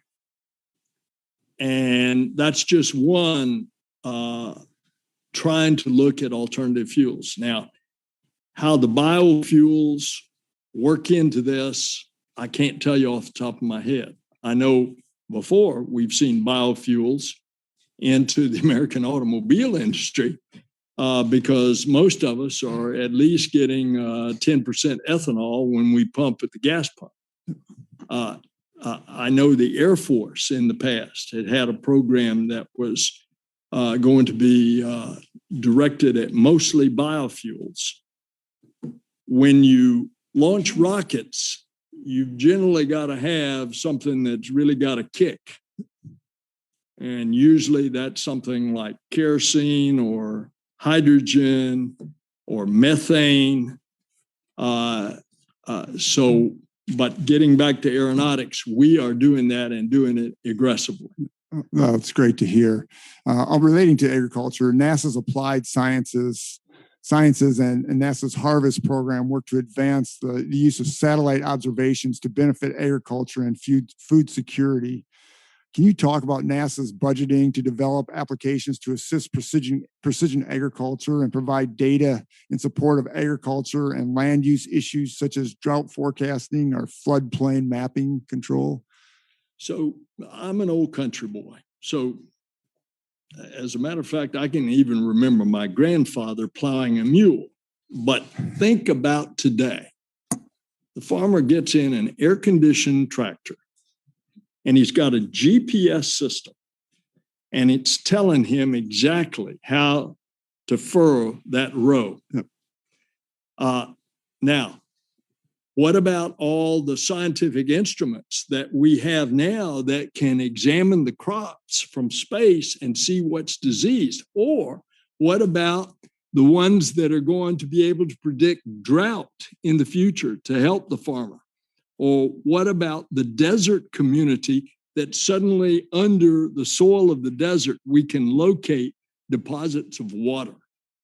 All of those things are bound to be helping agriculture and country folks. And I think it's exciting. Yeah, I do too. And Administrator Nelson, I greatly appreciate listening to you today. It's an honor and a privilege for a farm kid in Iowa to listen to you. And with that, I yield back. Thank you. Thank you very much, Mr. LaTurner. Thank you, Chairwoman Johnson and Ranking Member Lucas. Administrator Nelson, it's a pleasure to get to interact with you today. Of your many accomplishments, my favorite is that you're a fellow former state treasurer. So it's great to see you here today. Now that the commercial crew program is fully underway, NASA will have the ability to add additional crew members to the ISS. How will NASA and international partners' crew time be impacted by the private astronaut mission? Well, I think that's a concern, and I think we constantly have to monitor that. And what I have suggested as a newbie, but one who is responsible, is that they have the same training that our professional astronauts have. They go through the same medical checks, the same kind of psychological checks, and that you have an experienced astronaut with them. Thus, you see that the company that's going to do the first private astronauts to the space station has Michael Lopez Alegria, one of our very experienced astronauts, that is conducting the training. They're even going out in the desert for like a week in order to create the bonding of a crew. And they have also named Peggy Whitson, who has spent more time in space than anybody else, at some 800 plus days, is going to be the astronaut that will accompany the second group that's much further on out. So you raise a very valid concern, and I've been trying to address that. I appreciate that.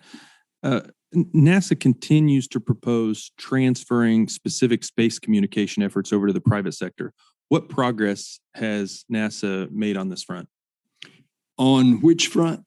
On transferring specific space communication efforts over to the private sector. I'm curious about the progress you've made and also the response that you've received from the private sector. Well, everything that really NASA does is the private sector. The private sector that you're referring to is the commercial part of spaceflight, where we give a request for proposal and companies come back and bid, as we have done so successfully on commercial crew to the space station as well as commercial cargo. Those are fixed price contracts, but when it's involving humans, including the docking of cargo missions to the space station, NASA is going to be all over it to make sure that it's meeting the safety standards that we have to have on anything having to be with humans in space.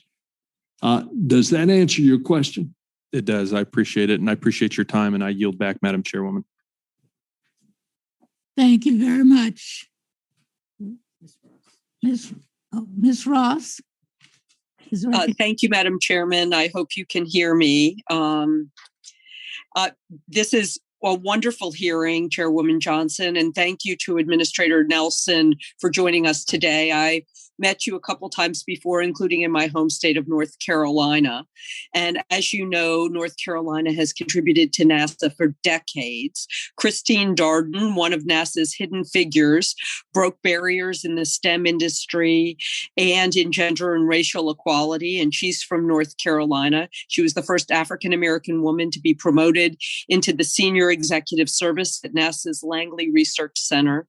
We also have Christina Koch, a three-time graduate of NC State in my district, who served as a flight engineer on the International Space Station for 3 expeditions and set a record for the longest single space flight by a woman, with a total of 328 days in space.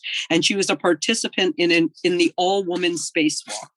And the 62 astronauts, including those on the Apollo 11 mission, trained at the University of North Carolina's Moorhead Planetarium. I believe that inspiring the next generation to reach for the stars well before they earn advanced degrees and qualified to join NASA is a crucial mission, both for Congress and for your agency.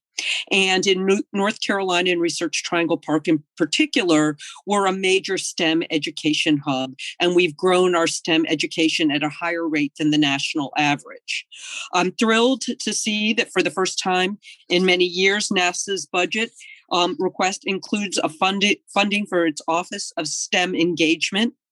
And so I'd like to know how the STEM engagement activities are building stronger ties with NASA's mission, including its flight programs.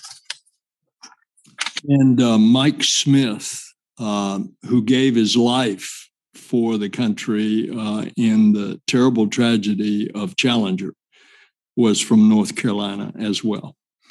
And thank you for the contributions from your state.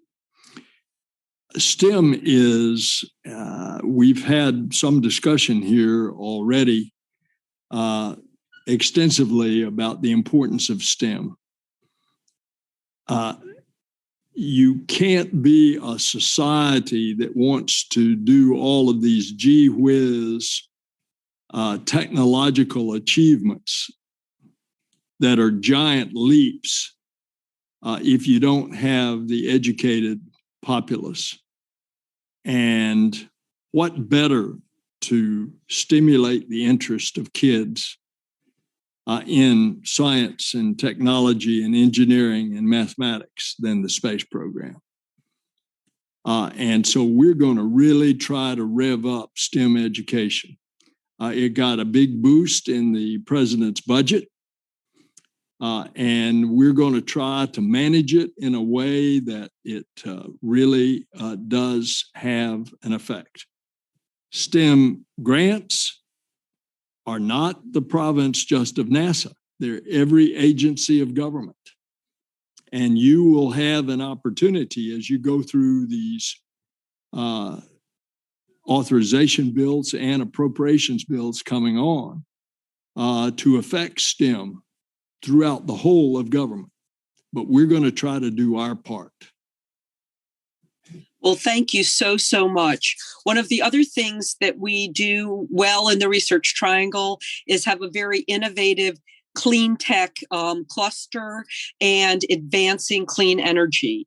And can you elaborate on how your agencies work on research and work on climate change and innovation can contribute to our domestic clean energy sector, including manufacturing and supply chains? Yes, ma'am.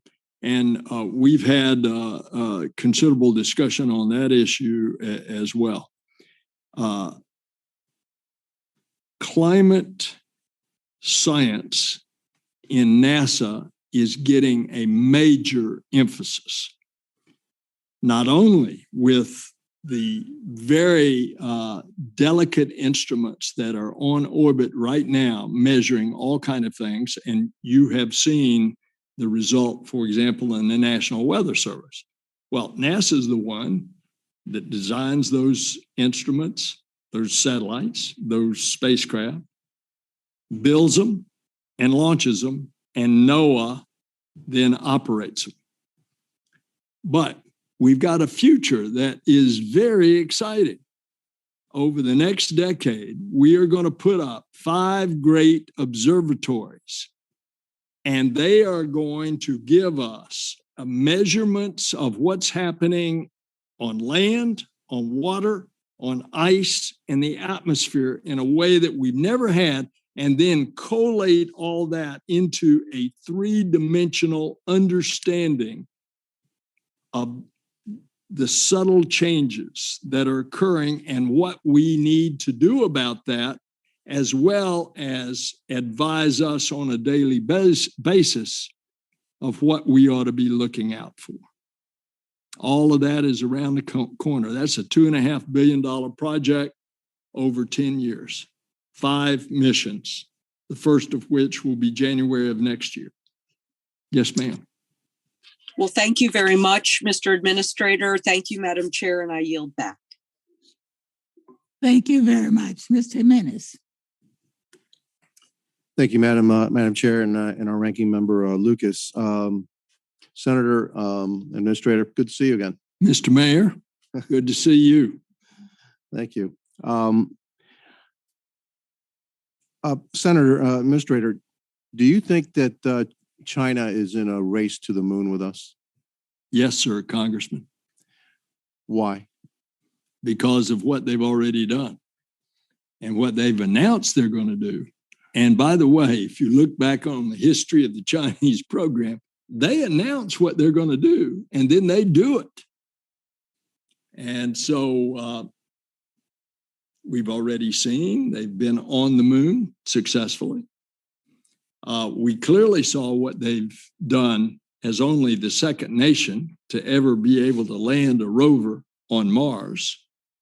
We did so back in the 1970s and have had several since, but they're the second nation to be able to pull this off. And it's no minor feat. They are preparing a sample return mission from Mars. So this is demonstrating extreme capability. They've announced that they're going to send about 3 missions to the South Pole of Mars. We're sending 3 commercial probes overseen by NASA, all looking at water ice, because from that you can get fuel. Correct. And oxygen. Right. So I hate to interrupt you. I only have about 3 minutes. I have a couple other questions for you.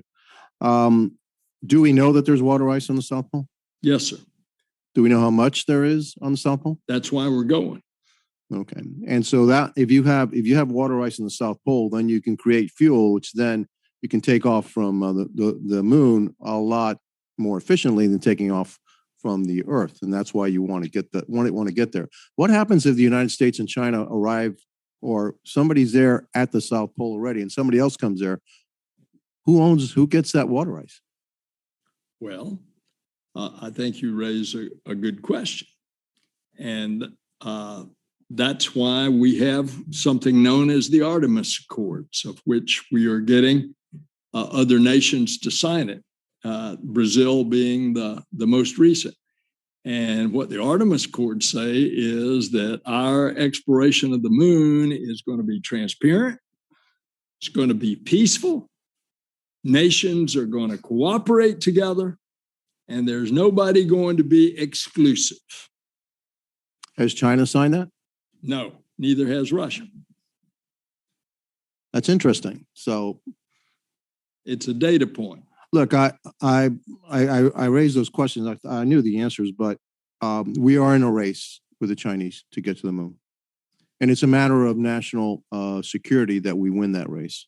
It's also a matter of national pride that we win that race, just like it was back in the 60s when we beat the Russians to the moon, because it shows it's a demonstration to the world of who is the preeminent power in the world. And it's a very, people don't understand that, but that's exactly what's going on. And so, you'll find in me somebody who will fund or try to fund NASA to the greatest extent possible to make sure that we're the first ones back on the moon. Related to that, the lander that we just awarded the contract to. When do you expect delivery of the first lander? Well, that depends on what GAO says on August the 4th. Well, if they say that there's going to be competition, then there's a $10 billion shortfall in your budget, right? And that's up to you then. We'll see. And I've suggested here before you arrived that there are more ways to skin a cat than one. And you're going to have a jobs bill in front of you that's got an R&D component. And that would be a good place. Well, I agree with you that with all the trillions that are being bannered about, that we should spend some of that on NASA and assuring that the United States remains and will always remain the preeminent force in space.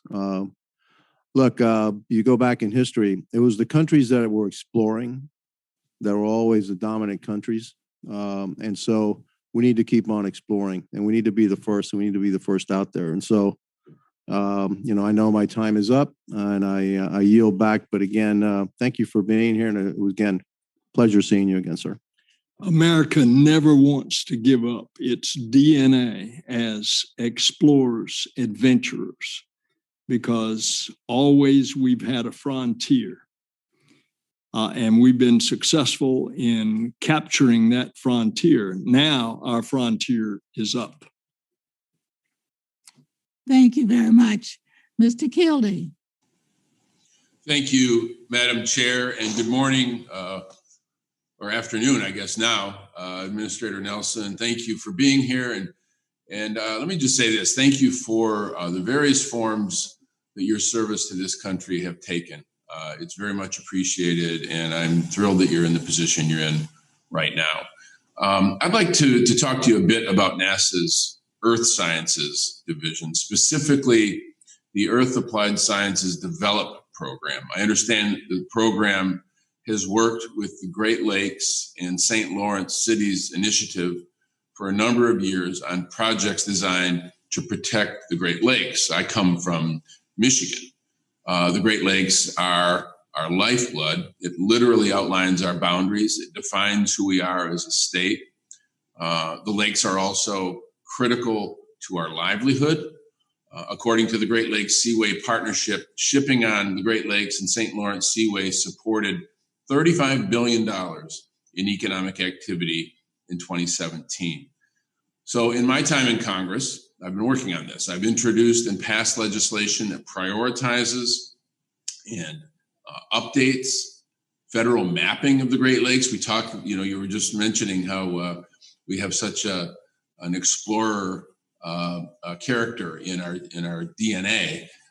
We continue to need to do more research and exploration even here at home, and the Great Lakes is one area where we can do that. I have asked and passed legislation to prioritize the mapping of the Great Lakes, introduced resolutions to oppose building nuclear waste repositories in the Great Lakes Basin, introduced legislation to prevent Asian carp from reaching the lakes, continued robust funding for the Great Lakes Restoration Initiative. As you can see, this has been a priority. But the pressure on the Great Lakes as a result of climate change only raises the importance of research and work in preserving what is really an international treasure. So I wonder if you might comment or discuss how the FY22 budget would continue the work that your agency is involved in preserving the Great Lakes. Congressman, I had the privilege of serving with your dad, and it was a great privilege to know him as a colleague. When you have these Earth observation satellites or spacecraft, they give us all kinds of measurements to address a number of the things that we also address terrestrially here. For example, the invasive species in the Great Lakes. That is just a terrible boon to the existence of marine industry in the Great Lakes. That kind of mussel that clogs up all the drains that comes in the ballast water.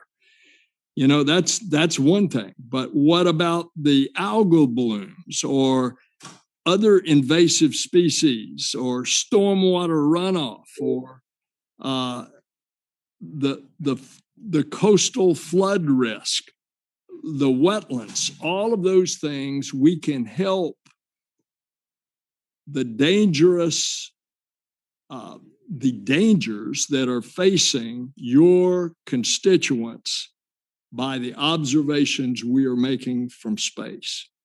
And then that goes into what I had explained before about these 5 great observatories that are going to just refine that data and give it so much more comprehensive. So I'm with you, Congressman.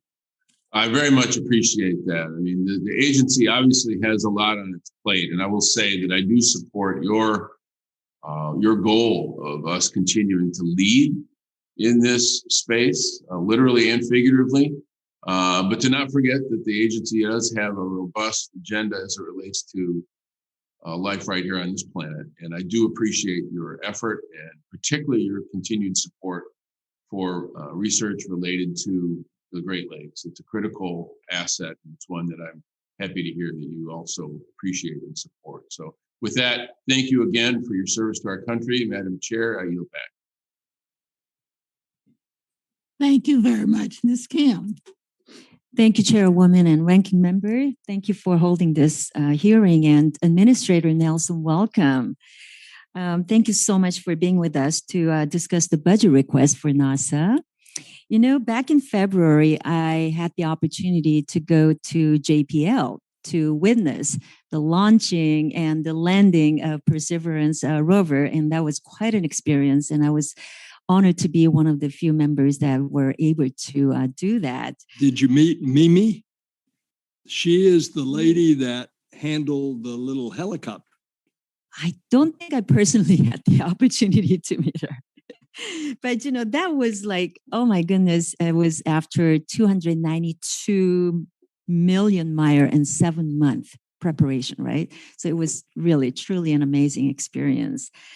During that visit, what I did was, as soon as I knew I was invited, I reached out to the school districts in my district, and Roland Unified School District invited the 8th graders to join me virtually. So I was able to take my laptop and turn it around and show the scale model of the rover. And that was quite an experience for the students. And I think that's exactly what we need to do to encourage our young students to take an interest in STEM related education and provide the opportunities for them to be encouraged to perhaps dream about being the next engineers, next scientists, and perhaps one of these days, they may be the ones taking on that human lander and go back and retrieve the samples that our astronauts are currently working on the Mars to bring back.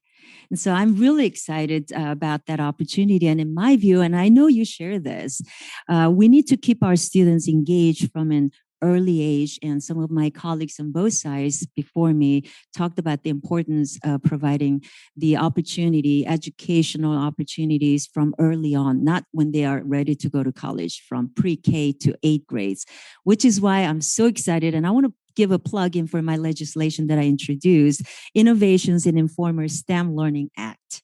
And this will create a grant opportunity and also allow nonprofit organizations to give STEM related programs before, after, and even out of school programs. So it's a good plug-in for my colleagues, if they're not aware of it, to please sign on and become a co-sponsor of that bill.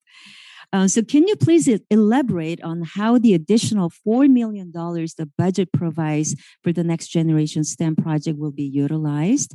And obviously, we can talk about the importance of NASA supporting the type of programming that my legislation will call for our pipeline of scientists, engineers, and astronauts, and so forth.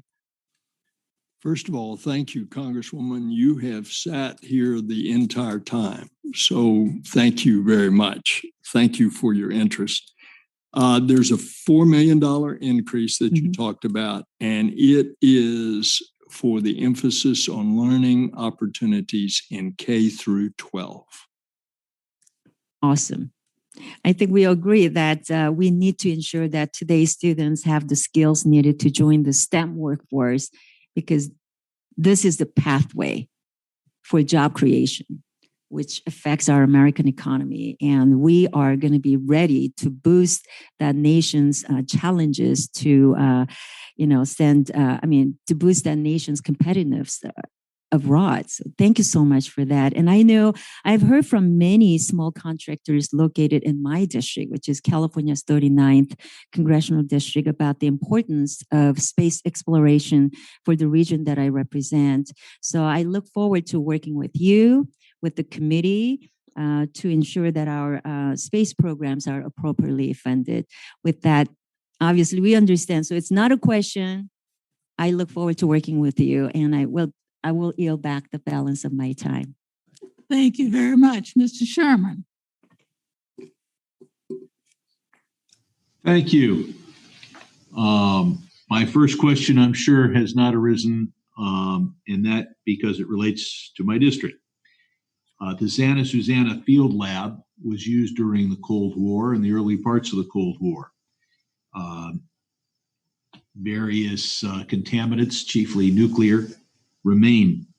The facility, the acreage, is immediately adjacent to the city limits of Los Angeles, surrounded by populated suburbs.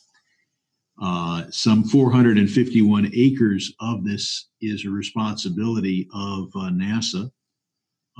The adjoining property is subject to responsibility of the Department of Energy and of the Boeing Corporation. So the contamination affects hundreds of thousands of people. There are 700,000 people who've signed a signature demanding a full cleanup of the site. The prior Secretary of Energy, Governor Perry, at my request, at a Science Committee hearing, visited the site and yet we still don't have any significant cleanup. A few old structures were removed. I'd like to bring to your attention a documentary and arrange to get it to you called Dark of the Valley, about how hundreds of thousands of people are affected by this contamination. I want to know whether I can count on NASA to work to comply with the consent decree and actually start cleaning up the facility relatively soon. Congressman, we take the environment very seriously. As to making a commitment to you, I've got to know the details, and I just simply don't have those. But I can say this, you can tell a lot about a fella where he's going by where he's been, and look at my environmental record over a lifetime of public service. And I think that'll give you some degree of comfort. We will get you fully briefed, and then we will get you a copy of this documentary, which should be available soon. You've noted that the SLS could be used for multiple missions besides sending humans to deep space. Can you discuss your plan to keep a regular cadence for the SLS mission? And you have spoke to my colleagues on the national security of space using SLS, using the Delta IV Heavy, which is being retired. Can you comment on that? Well, basically on the Delta IV, you're having the Atlas V and the Delta IV, which have been the mainstay workhorses of getting a lot of commercial, but especially national defense payloads over time into orbit, into protection of our country. And those are being replaced as we develop new rockets. And there is a specific timetable. I don't have that on the top of my head.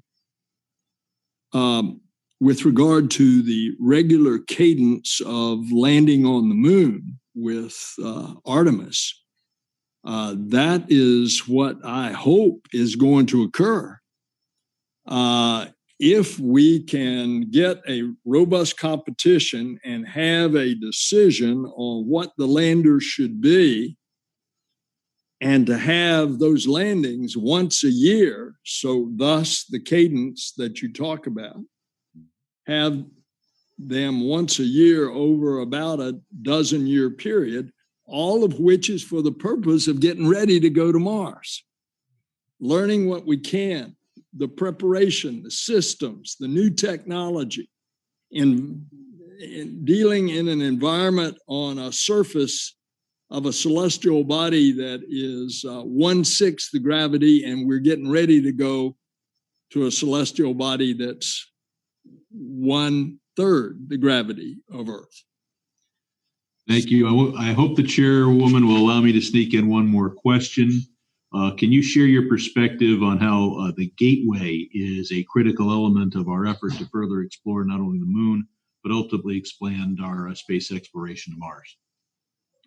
I won't go into the detail that I did before to spare the committee, but the Gateway, in essence, is a small space station in lunar orbit that will do many things. It'll be a way station for us to go down and back from the lunar surface. It will be a research station. It's international. We've already got a number of partners, and it will be the place that is likely to be the embarkation point where we will assemble a spacecraft, technology to be developed, that will go to Mars. Thank you. Yes, sir. Thank you very much, Mr. Webster.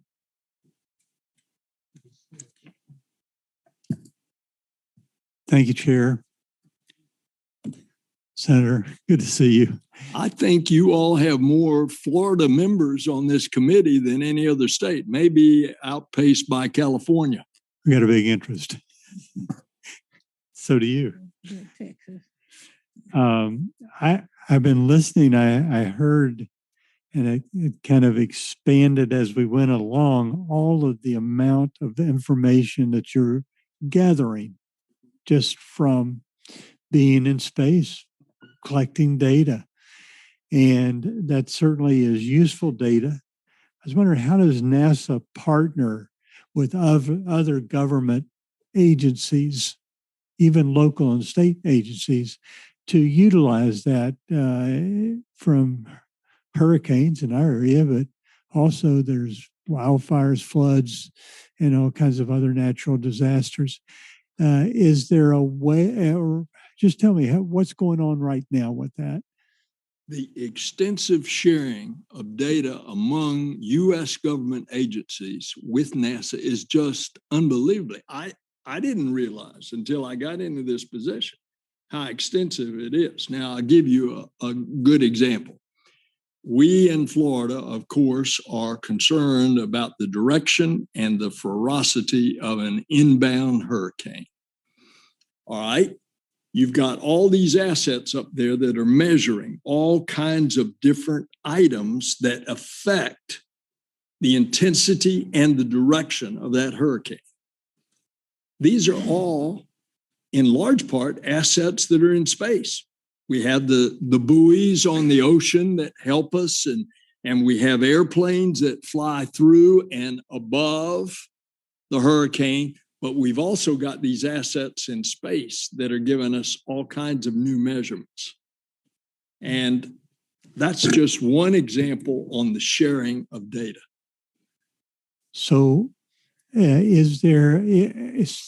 have, I was thinking about in Florida, we have, speaking of hurricanes, we have these emergency operations centers all over, and there's police and fire, and everybody has a lot of people have a seat at the table. If you're, and I'm sure you've been to one before, and they're all moving and working at pieces as some, let's say, hurricane or some other disaster is coming. Are those pieces of information shared there, or can they be, or should they be? The data about the data that they have. So now it's in action, it's happening, it's a live storm, and these people are reacting locally to, there's going to be a local flood, or there's going to be a local windstorm problem of some kind. Is that information shared even with those local EOCs? Yes, sir.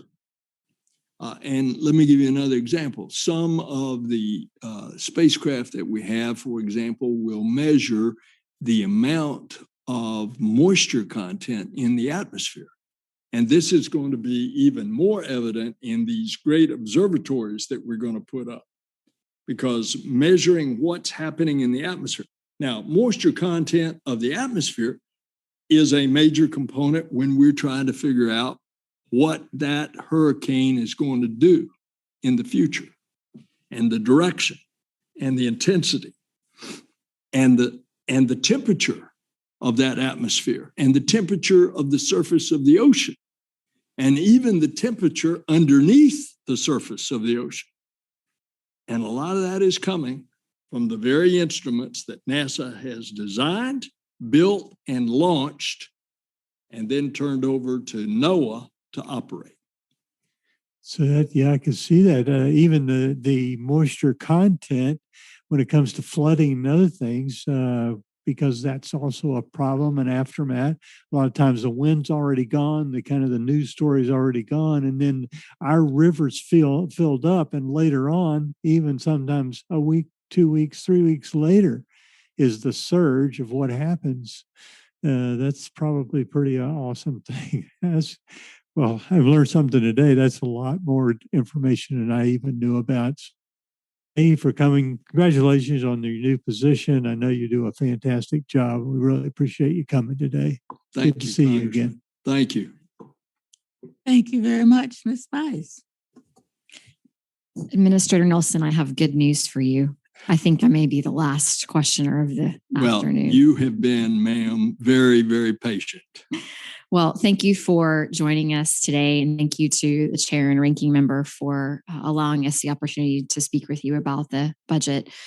First, I hail from the great state of Oklahoma, and there are some great NASA ties, including your predecessor, who was from Oklahoma, as well as General Thomas Stafford, who has a museum in Ranking Member Lucas's district. Who I saw yesterday, Tom Stafford, a personal friend, who lives in Satellite Beach, Congressman. And I will see Jim Bridenstine for supper tonight. Well, tell him I said hello. Yes, ma'am.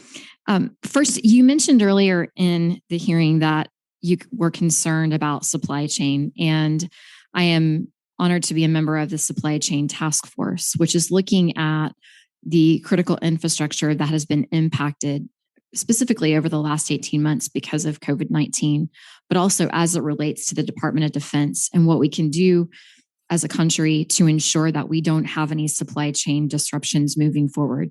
And you specifically mentioned rare earth minerals, and those come from foreign entities. And I think that we have to be mindful as we look to the future to figure out how do we prohibit the possibility of not having access to those, which is incredibly important to many of the things that we're doing at NASA, as well as within the Department of Defense. That is something that I know the administration is also focused on, given their 100-day supply chain task force memo that was put out a couple of weeks ago. In addition, Congressman Waltz made the comment that he was concerned about China. And as a member of the House Armed Services Committee, I echo those concerns as well. I think hearing and seeing some of the things that we have seen over the last couple of months, particularly with the landing of a rover on Mars, it's very clear that China is looking to outpace the United States. And it's imperative that we do everything that we can to invest in research and development and exploration to ensure that that doesn't happen. In your budget, you ask for $101 million for commercial low Earth orbit development. And I very much appreciate the collaboration with the private sector and NASA to do that. My concern is, how do we prevent another situation like we have seen with HLS? Because currently we are on hold with that particular program until the decision in August comes. And we're on a time frame here. And so my fear is that we're doing a great job of investing in LEO, partnering with the private sector, but we cannot have delays. It is not in our best interest as a country. How do you prevent that from happening in the future? Remember, there were delays on the commercial crew program. That was contested as well. As it turns out, it's been a very successful program. It's a fixed price contract. And the second commercial provider for commercial crew is just getting ready to launch their vehicle at the end of next month, and then a crew on that vehicle at the end of the year. So the law provides that someone can contest an award. And we're not going to be able to avoid that. And we have indeed had to go into neutral for the past 100 days because of the bid protest. But this is our system. This is the rule of law. And once we get a result, we will move out as quickly as we can. And thank you for that answer. I appreciate the fact that we do live under the rule of law in this country. The concern I have is that our adversaries don't pay attention to the laws of this country, and they're willing to sacrifice to be able to move forward and advance at a very quick pace. So I think we as a country need to be mindful of how we navigate these waters in signing these contracts and putting these private sector companies, creating those partnerships with NASA so that we're not behind the 8 ball. At the end of the day, that's the most important thing, is to ensure the competitiveness of the United States. Well, remember, you're a big part of this. And all you have to do is look back at Apollo. And we were way behind. And the American people and the Congress supported a young president's vision of going to the moon and back successfully within the decade, and it happened. And it was because everybody in the whole of government came together, supported by the American people. So as we are looking into this adventure that we are all joining in, you are very much a part of that. Thank you, Mr. Administrator. Madam Chair, I yield back. Thank you very much. And thank you, Administrator Nelson, for being with us and spending this time answering all of the questions. The record will remain open for 2 weeks for additional statements from members and for any additional questions the committee may have or ask the witness. The witness is now excused and the hearing is adjourned.